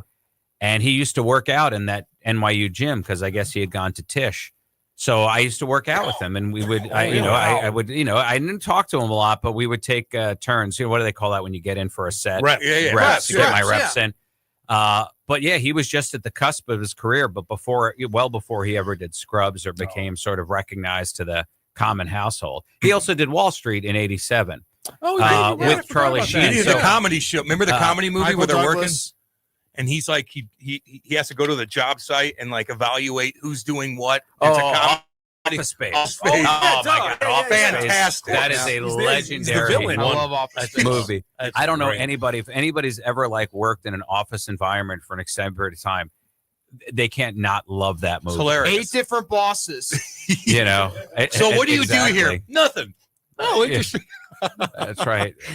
My mom went to a Sunday school with Tom Berenger. Oh, is that right? Yeah. Yeah. Now he went. He's a badass. He had his moment right in the Major 80s. Major League and the Big Chill and 1989. Platoon. So yeah, that kind of period between 83 and 89, he was kind of a And then household my dad name. went to school with played football against John Goodman. So Oh, yeah, interesting. in Afton. So Yep. where would your dad would have gone? Brentwood. Then? Okay, that makes sense. Now John Goodman's a guy. I'm happy for him that he's finally seems to have lost all the weight. Yeah. I'm sure he's healthier. But I got to tell you, he doesn't look as good. Have you seen how he doesn't look? It pops up here and there how he's looking. He got pretty skinny. He went through different phases in his career. Oh, for I sure. mean, I think a very underrated, fantastic actor. He's a He was great great in actor. Roseanne. Yeah, but Yeah, he was the best part of that show. he was, and I think that the parts that he got in the Coen Brothers movies, Yes, is where he really showed. Big Lebowski. Big Lebowski. He's brilliant man. in that, but he's also great in Barton Fink, and even has a scene in like Inside Llewyn Davis. He's very, very good. He could be scary. There was a Denzel Washington movie where they were like cop partners, and there was like some evil spirit that took them over. Oh, what the hell was that called? He was really good. Was in that Devil in a Blue Dress? What was that one? But it was a really like off the beaten path movie that I watched. I was like, that's a good movie. I forget, like this bad evil spirit would take over, jump from person to person. And when it was in Goodman, he was great. Was he scary? Wait, was that Fallen? Fallen. That might be. I think it was maybe Fallen. Fallen. Good movie. Look that one up. Yeah, he had another movie where I think he kidnapped a couple kids and he kept them in the basement and there's something going on and he was Cloverfield scared. Lane? There it is. Yeah, Cloverfield Lane. Wow. Brody weighing in on the John Goodman. Hell yeah. I love John Goodman. That was like a fairly recent movie. He's a few years 10 years ago. 10 years. For me, that's fair. Yeah. He was brilliant and terrifying. He was scary. He's Fallen terrifying. has Denzel Washington playing a Philadelphia police detective who is investigating murders committed by an apparent copycat killer. It has John Goodman, Donald Sutherland, Embeth Davidtz, James Gandolfini, and Elias Koteas. That sounds like an all-star cast right That's there. a cast. Oh, Wow. my goodness. James Gandolfini in anything that isn't he's The Sopranos is so fun. Now, my favorite James Gandolfini non-soprano performance is in True Romance. Yeah. The scene that he gets with Patricia Arquette, where she turns the tables on him and ultimately winds up killing him instead of him killing her. That movie, first of all, is filled with so many incredible scenes. It's a good movie overall, but scene by scene, if you have not watched True Romance or you haven't watched it recently, oh my God, because, Tarantino wrote it, but he didn't get to direct it. So what he did was he wrote that screenplay and he sold it, and Tony Scott directed it. But the money that he got for the screenplay is how he financed making Reservoir Dogs, which he did get to direct. He would. So you say, well, if True Romance is arguably maybe a better, more interesting script, but from a budget standpoint, Reservoir Dogs, you can film the whole thing in a warehouse and do it very cheaply. So he knew he could make that movie for less money. Otherwise, he would have rather have made True Romance, but that clearly was going to require some real budget. Is he going to do anything else? He's going to do one more because I think he wants an even 10, and then he claims he's going to step away from it and be done with it. I personally, the only one of his movies that I just cannot, I can't love Jackie it. Brown in No, 1997. Jackie Brown I've grown What to about? love. Can I guess? Go ahead. Kill Bill. No, I love the Kill Magnificent Bills. from No, it's 2015. the Hateful Eight. The Hateful Eight. I'm sorry, the Hateful Eight. The Hateful Eight, for some reason, and I've tried it a few times, because I will revisit his movies. I think he's a genius. And I think, honestly, his other 8 movies, I'm prepared to call them masterpieces, particularly Inglourious Bastards, I think is his best. But I mean, all of them, the Kill Bills, Once Upon a Time in Hollywood, Django Unchained, Pulp Fiction, I think even Jackie Brown, I've accepted these. These are masterpieces. For some reason, I just can't get the Hateful Eight. To me is a little bit too, even for me who can handle over the top violence. It's that it's unnecessary and over the top. It made sense in Kill Bill. It was the style of that movie. I get you on that. I just don't get why Hateful Eight had to be that disgusting. Who's your favorite Quentin Tarantino character? I got mine. Is it Jules? Samuel L. Jackson? No, it's not Jules. My favorite. That's a great question. Michael Madsen? They got some monsters. Oh, you know. Wait. Now. Yes, I know who exactly. I hate to say it, but the Christoph Waltz character in Hans Inglourious Landa. Bastards. Hans Number Landa one. is the best villain in the history of cinema, and the other one, the Javier Bardem in No Country for Old Men, the Coen Brothers movie. Those to me are the two best villains. One of them in that they're just evil incarnate, and that's the one in No Country for Old Men, and the other one in that he's brilliant. I mean, he's scary because he's brilliant of mind and also prepared to carry out whatever violence is necessary. You don't really see the combination of those two things very often. That's like Hannibal Lecter level. But Hannibal Lecter is clearly fictional, whereas the Hans Landa character is steeped in this historical. There was a guy that was just like that. You know what I mean? But the way he speaks like 4 different languages effortlessly in the film. Remember, he just sits next. Who's a young girl, Soshana or whatever her name is? Soshana, yes. Soshana, and he just sits next to her, and he's waiting. He's looking. They're eating together. He's like, no, wait for the cream. Just like little things like that. Just little subtle things. Because as smart as he was, and you knew he was always calculating, you never knew at what moment is he going to figure out, or does he know? What's he waiting for? The suspense of that movie, really good. Especially the opening scene, that whole sequence. Find me something more suspenseful than that. I don't know. I mean, that when he just broke down that French dairy farmer. That's one of the best opening scenes in my. It's got to be in my top 5. Another opening scene I like, and that's not as hardcore, but Terminator 2, when he lands Arnold and he goes in that biker bar and he's naked and he walks in, he's like scoping everybody out. They're all looking at him like, what? Butt naked. He looks jacked. And then this one guy comes up to him and he's like, give me your boots, your clothes, and your motorcycle. And the guy's like, then he takes the cigar and he jams it into his chest and he kicks the crap out of everybody, takes the bike. That was pretty badass. That's a great scene. Speaking of biker bar scenes, that scene in A Bronx Tale. Love it. Isn't that the best scene, though? When he shuts the door? Yeah, he goes, exactly. Now you can't leave. Now you can't leave. Oh, yep. And they just come in and just wail on those guys, and then they wail on their bikes. Oh, and that's it. And that to me, you look at those things, and it explains why WWE and AEW and all the wrestling stuff that Brody talks about on his podcast, why that stuff is so appealing. Something about those scenes. It doesn't matter. Like, there are no good guys in that scene, right? You have a biker gang coming in to cause problems, and you have a mob gang. There are no good guys, and yet you always know internally who you're supposed to be rooting for and who you're rooting against, and then you just want to see it. It's primal. And that's what happens with wrestling every week. Is it works because all they need to do is tell you, here's who you're rooting for, here's who you're rooting against, and now just get invested in this primal fight. Yep. And we do. I don't know. I can't explain why we're built like that. I don't know why we like that stuff. I just know that we do. We've been fighting our whole lives. Yeah. And I mean, years and well before we ever got here, I guess. It's just an instinctual thing. Yep. I don't know why we get so much joy out of watching it. It's in our blood. My favorite part of Bronx Tale is after that bar scene. Chaz Palminteri goes down, picks the leader's head up by his hair. Guy's all beat up, and he goes, "Look at my face. Remember who did this to you." That's it. Boom. No, he's got a restaurant in New York. Chaz does. Nice little Italian place, and it's a good place to go to because it's in Midtown, so you don't have to go all the way down to like Little Italy to have a good Italian meal. You could just be in the theater district and walk a couple blocks, but it's a pretty good restaurant. Speaking of restaurants, Cam, you are coming in on Thursday. Yes, I am. 12 o'clock, baby. Let's go. He is going to be our special guest this week on Three Lawyers Eating Sandwiches. Yeah. Do you remember? I don't know if you have it in front of you. Do you remember what restaurant we're featuring? No, I don't. But they did give me the.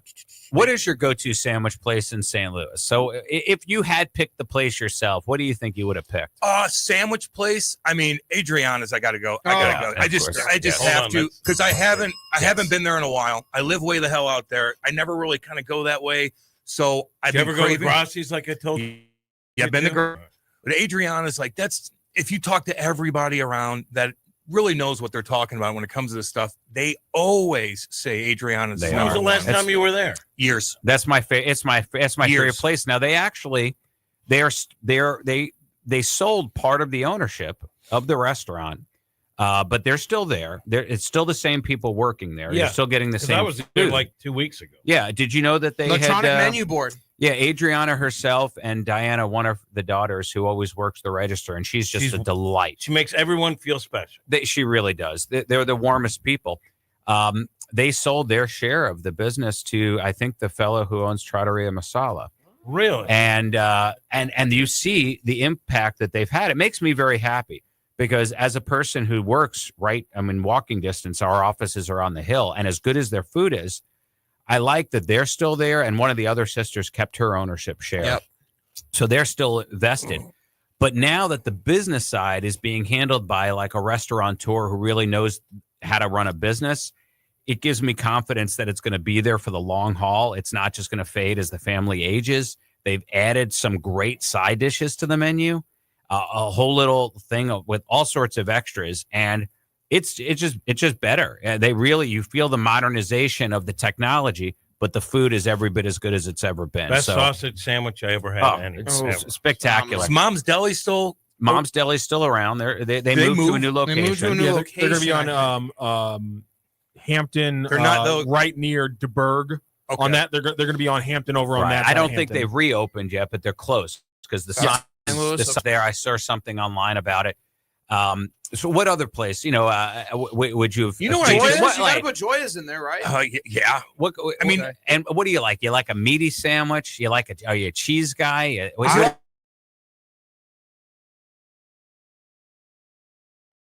One day I went through 2 weeks in a row where I just got different Italians everywhere. But if I look at a menu and there's something that sticks out that's unique that I haven't had, I'll try anything. So that's kind of okay. So what's like to go out of his way? All right. So for each of you, here's my question to each of you: your death row meal, right? You get one last meal on death row before they execute you. You could have anything you want from anywhere.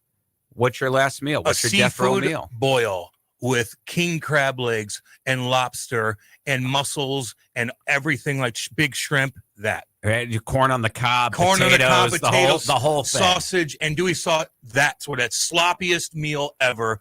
I want that expensive king crab legs. All right, that's what I want. That's a great answer. What about you? I have a combo: chicken parma, Giantoni's. Okay, that's really good. Damn good. Of course, that's phenomenal. Good. And I want the pork chop from Tucker's. Okay. All right. Pretty good. They'll give you both. Plus, well, the thing, it takes forever for them to cook the pork chop, so that'll add some time on my life. Then you will. You get an extra 40 minutes per half pound or whatever. Those are my two favorites. I'll start with a shrimp cocktail. Okay. There we go. Rock, baby. I'm going to move to the country club. I'm going to move to the chicken at Louis here in St. Louis. Louis' his favorite restaurant, his favorite bite is at Louis. He'll talk about that in a second. Right. It is also my favorite restaurant. You are teasing my last meal. The Louis chicken. And then I'm going to go a little bit basic on my dessert. I want a piece of ice cream cake from Dairy Queen with the chocolate crunch. So you're a simple man. You're a simple man, baby. Now, on the East Coast, my birthday. In the East Coast, we have Carvel, which was the big ice cream place. And they really were the ones that invented those chocolate crunchy things. And you can get those crunchies as a topping on your sundaes. Bless them. They'll do all those crunchies. I'll eat them by the spoonful. Those are the greatest. Brody, what is your death row meal? What do you got, Brody? Your last meal. I guess I would go.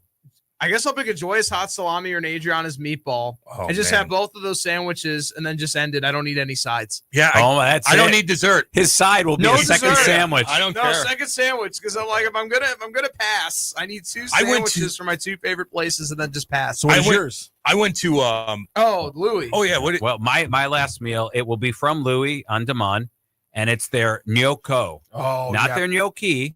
I don't even know if they have gnocchi, but gnocco is like one giant gnocchi. It's large. It's like a pasta filled with potato base, and a lamb ragu. That the sauce is, and they pour it on the top, and there's cheese all over the top of it. It is, and it's piping hot. It's almost like an Italian shepherd's pie. Best bite you can get anywhere in St. Louis. Louis on Demond, right? It's incredible. Nice. It was my girlfriend's favorite place. She started taking me there when we started dating. Before we started dating, her favorite thing was the bolognese. When we got there, I read the menu. I read the gnocco. I was like, I feel like if you love the bolognese, you're really going to like the gnocco. She now only gets the gnocco every single time. Yeah, so you've had this. Yes. It's the greatest. It's amazing. I think it's the best entree in all of St. Louis. What were you going to say? Well, I was going to say Kate and I took her parents out for dinner. We went to the Chesterfield right by Top Golf, and there's a couple little restaurants they built up right there. I don't know if you guys ever out that way. Yeah, sure. And went into High Point, and this place is gigantic. And apparently they play movies there. They got a Pac-Man machine like the size of this room. It's huge. Great burgers. They got all kinds of different beer that you can get. It's really, really interesting. High Point. There's another one on Manchester. There's High Point has popped up all over, and they have their full size locations, and then they also have these little drive-through pop-in ones. Yep. And we did an episode there when we used to do the video series.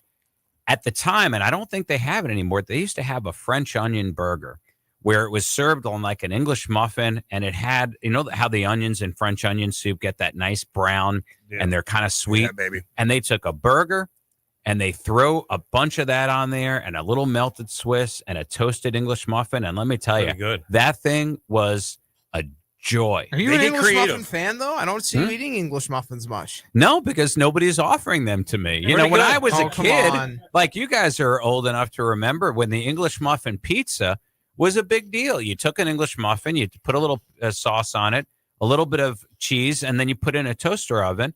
And that was lunch. That was like one of the earliest lunches you made on your own. Let me ask you, Carl's Deli, your thoughts? We did an episode there, right? No, we did not. We've never Carl's done Carl's Drive-In? No, I believe we did Carl's Deli, the sandwich I'm pretty place. sure we did Carl's Deli. Carl's Deli, the sandwich place, or Carl's Deli where we get burgers?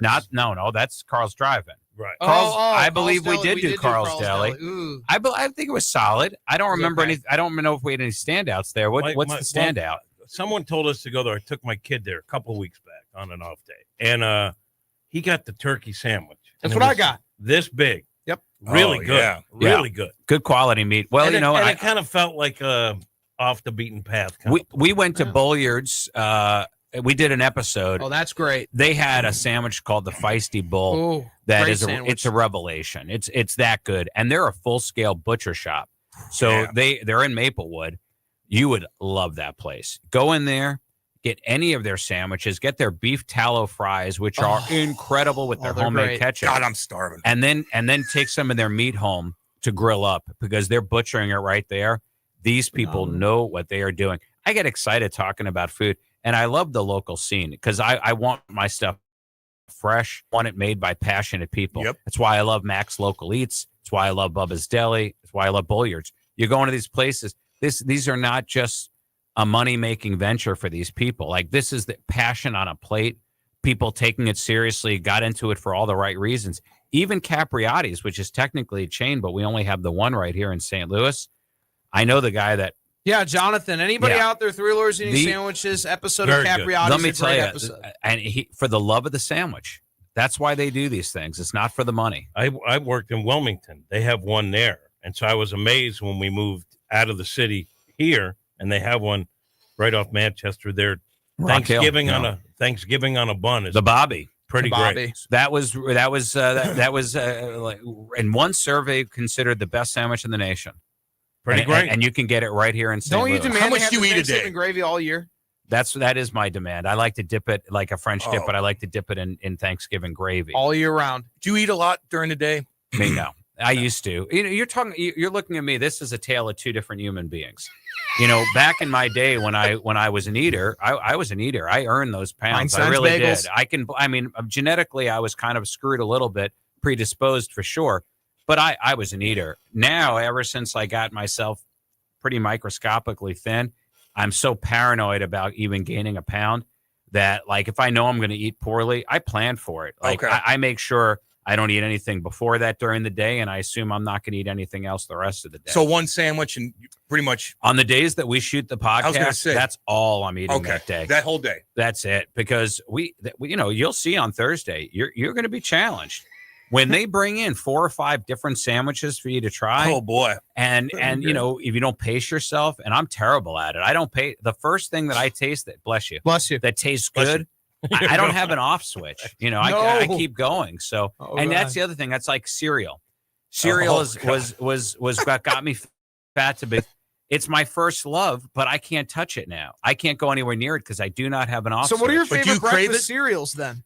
I used to crave it all the time, and now I treat it. You know what I treat it like? Brody's got a severe peanut allergy, so he can't eat anything with a peanut. Bless you. Bless you. And he's never tempted by it because he knows if he eats it, it's going to kill him. So it's like it doesn't exist in his universe. That's how I've come to treat cereal. It's not available to me. Yeah. Okay.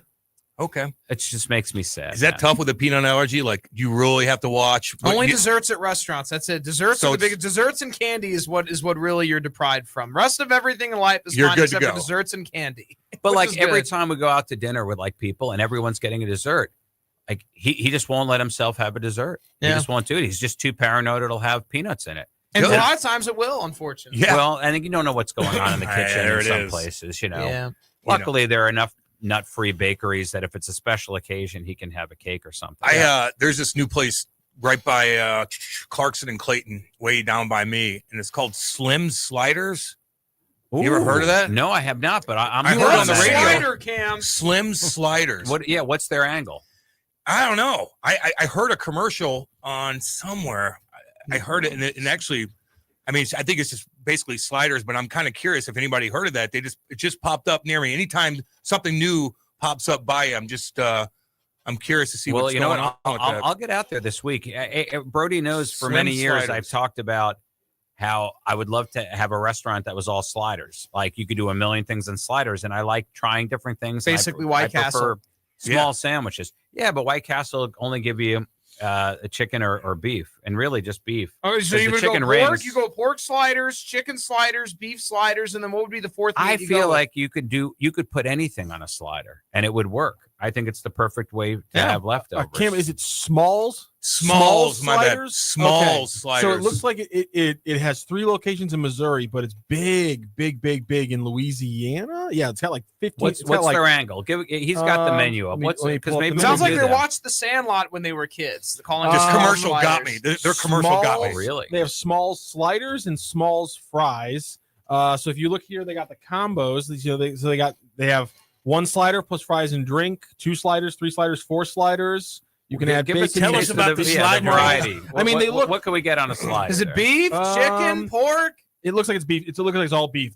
So it's just small hamburgers. So they're like White Castle. Yeah, they're keeping it just to small hamburgers, but they look a little bit more kind of like, I say more kind of like a Wendy's kind of like, not the square patty, but it looks a little bit thicker. Bigger. Yeah, is it a little hockey bit bigger. puck? Is it more hockey puck style, or is it a little flatter? Listen, I'll have to try it out. I'm going to eat it. I'll have to report back. How about the Village Bar? Is that the little one on Clayton Road in Frontenac? Or is that the one on Manchester? Yeah, right up here.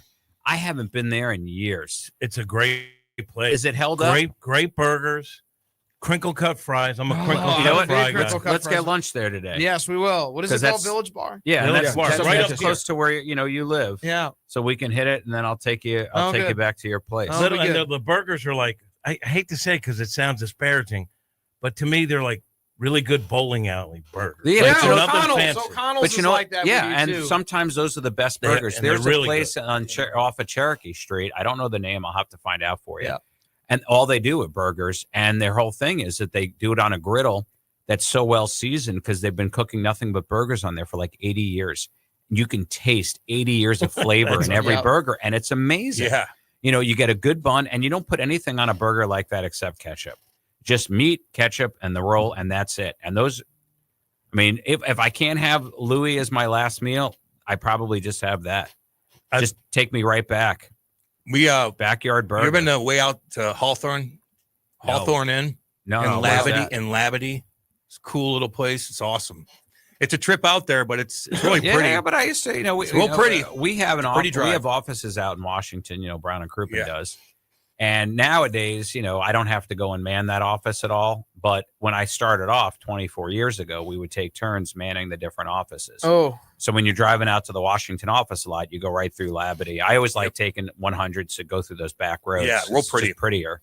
Not in the wintertime, though. Summit and everything. You don't want to go there in the wintertime. It gets scary on those roads. Yeah. Well, drop off. Oh, man. It's because they leave it to the gods to tend to those roads. Yeah, I know. They don't interfere with them. No, they need some treatment. That's unspoiled. For sure. Like the city of St. Louis. Remember, we had that snow this winter. And it was there for a month. The whole hill was covered in a sheet of ice. We got stuck in Minnesota with the Blues because we couldn't get back because they didn't treat the roads and they didn't treat the airport that they knew were insane. That was bad. That's terrible. People in Soulard were the last ones to get treatment with that ice. People in Soulard were complaining so bad. Ice everywhere, and it's flat right there, and they still couldn't get out because that's how much ice we had. You see what the city did do, though, to combat this next time around? They bought new plows that can actually fit down all the city streets. Really? But even if they can, you go through the hill, the problem is everybody's parallel parked on the streets. You can't really get to I wonder if they got one small enough to even combat that. Maybe. Dogtown was also an issue, and those are even wider than the hill. Yeah, and they couldn't get that. I don't know. Maybe if they had. I'm saying a golf cart, but I don't mean a golf cart. What are those things called? Side by side.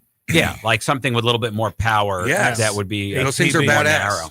Now, here's the question, and I don't want to put you on the spot, Jim, and it's perfectly fine for you to say no. But how do we get you on the Three Lawyers Eating Sandwiches podcast? Wait a couple of weeks till baseball's over, and I'll be glad to come on. Oh, that's great. Yeah, no, we'll wait till after the season. Between this and Cardinals, like I'm not on this part of the series, but Wednesday I'm flying to Tampa. and then I'm on every series except for part of one, and he knows it's a grind. I'm trying to be, dad and husband. Yeah. But once baseball season is free, damn right. If you say free sandwich, I'm there. Yeah, it's not just one. Try like 5 different varieties, and we'll pick any place you want us to. It's gonna be nap time for me after that. Oh, you totally. Cam, we will be there Thursday. See ya. And he knows from me every time we're done filming, because he usually comes in and he sits in the gallery. He likes to be there for it.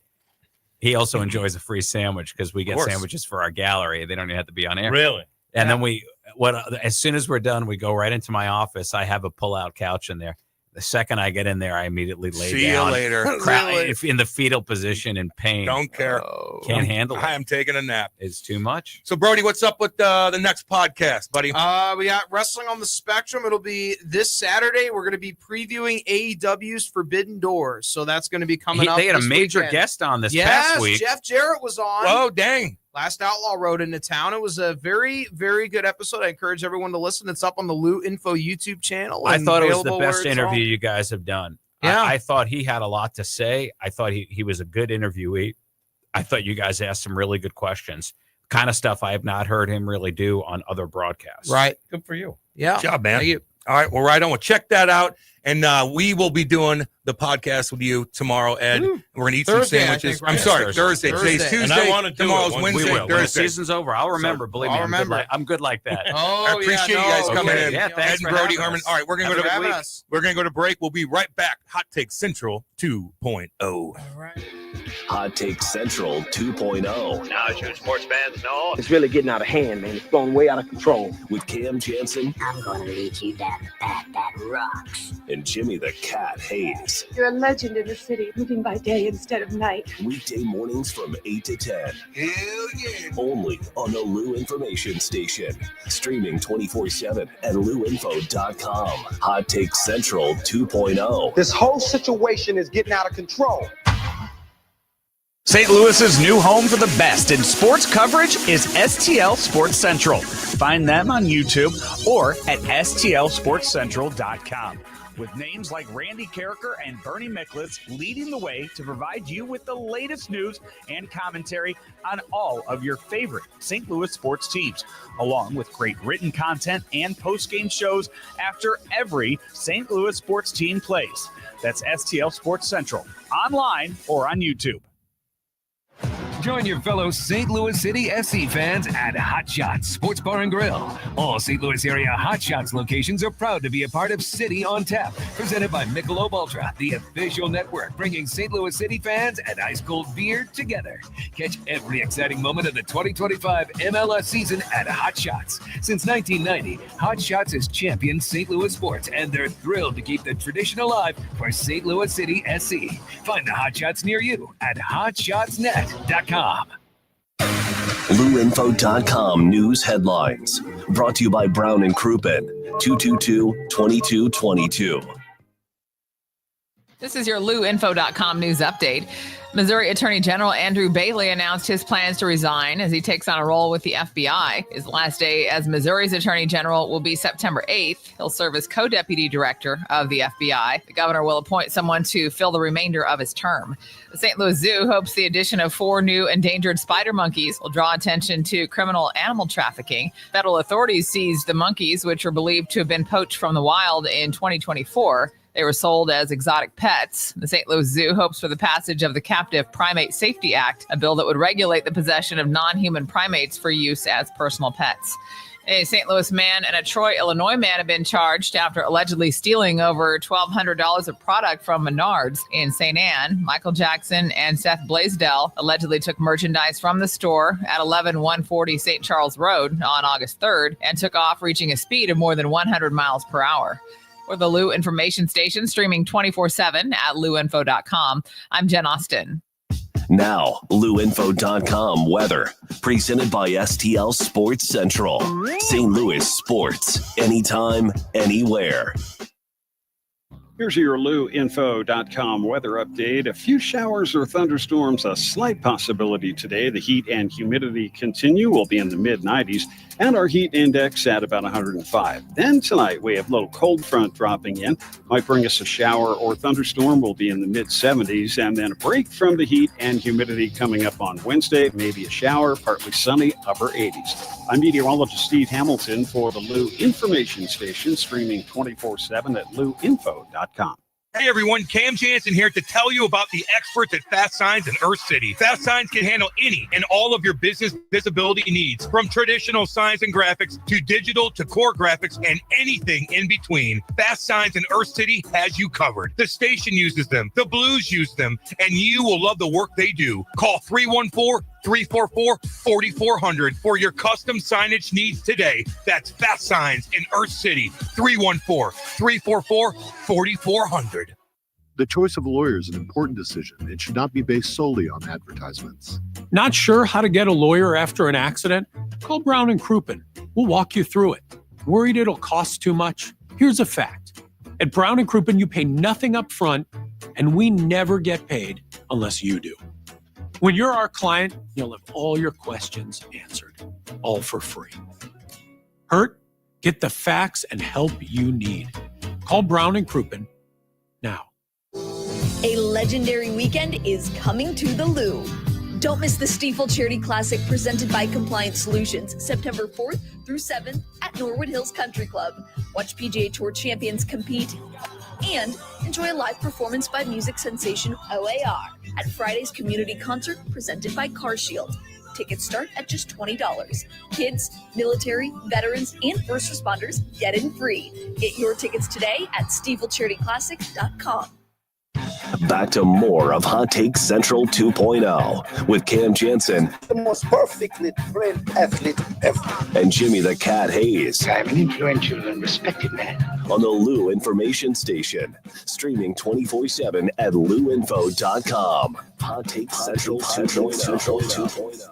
Let's go. 9:49 on a Tuesday. This is the Information Station, live and on demand on louinfo.com. Boy, oh boy, you could talk to Ed Herman about anything, man. He knows his stuff too. Movies, sandwiches. It must be tough, man, because he does think about food and talk about food all the time, and yet he doesn't eat much too. So it's kind of tough. You know what I mean? It's like talking about booze or something all day, and you're thinking about it and you're craving it, but you don't do it. That's discipline right there. Ryan, what's going on with you, baby? You could turn on that mic. You're good. What's up? Taking pictures out there? Yeah, just taking pics, man, for the next show. Yeah, all right. What's your favorite movie of all time? Ooh, favorite movie of all time? That's because I like Marvel movies, man. I like all types of stuff. I don't know. You know what? I'm gonna go with a basketball cliche. Coach Carter. Coach Carter. All right. Yeah. I saw it years ago, right? Yeah, Coach Carter. What's that about? That's a good movie. It's about a coach, man. He comes to like this basketball, like this high school, and everybody has like a low GPA. They all are good, but like they just are always arguing. They just don't know what's going on. And then Coach Carter comes in and just whips them into shape, and they just play. When did that come out? I don't know. It's a super old movie, but it's old. Yeah, it's an older movie, but yeah, I like Coach Carter. Coach Carter. Let's see here. People are. Somebody said whenever I talked about that new slider spot, they're like, just go to White Castles, because I do think it's just it's like a White Castle, maybe a little bit better, you know. So I don't think it's just like a little mom and pop shop that I was hoping for. You know, it's a chain. Sliders are good. I'll try. White Castle though, I crave it. So do I, but and then I have it, and then I feel sick after. Have you ever had it and you eat so much and then you leave a little bit in your car and then the next day you open your car up and you're like, oh God, like a corpse is in there. And he's like, your stomach already hurts, and you're like, oh yeah, and you smell it again, like ay. Nope. My O'Connell's experience was average. The burger was average to below average. Johnny C. You know, I've never heard anyone say anything bad about ever. Annie Guns? Adriana's. Never. Ever. Number one. Their number one draft pick. They're the number one draft pick. Just do it. I know you're out there. We haven't been there in years. We go out to eat all the time, everywhere. It's just far to go to a sandwich spot and then drive all the way back. I know. Yeah. And she needs to meet me here or something, and we have something to do, and we'll stop. You. Or I'll just go get her some food. But it's not the same when I drive 40 minutes and it's kind of seeping through the bun. I understand. Here's the thing. There's Chafee, baby. What's up? You can't go in there and just grab it because there's people there. Yeah. Now they're fast, but they get big lines because people love the food. It's hard to park sometimes around there too. You can find parking with my truck. I have a big Jeep. Yeah, no. We will. I don't know what we're eating tomorrow. I don't know, but or Thursday, but I'm pretty excited about it. Blue City Deli. The thought of Uncle Sam sexually arouses me. Makes my process. Okay. Jeez Louise. Jeez Louise. As a charter member at the Fat Man Club, linen is always a wonderful look and a great wear, especially here in the desert from Science. He's a big boy. So he likes that too. I haven't worn that in a while. I don't like tight things. I can't. Linen's loose. Yeah, I need it's loose. a loose fitting thing.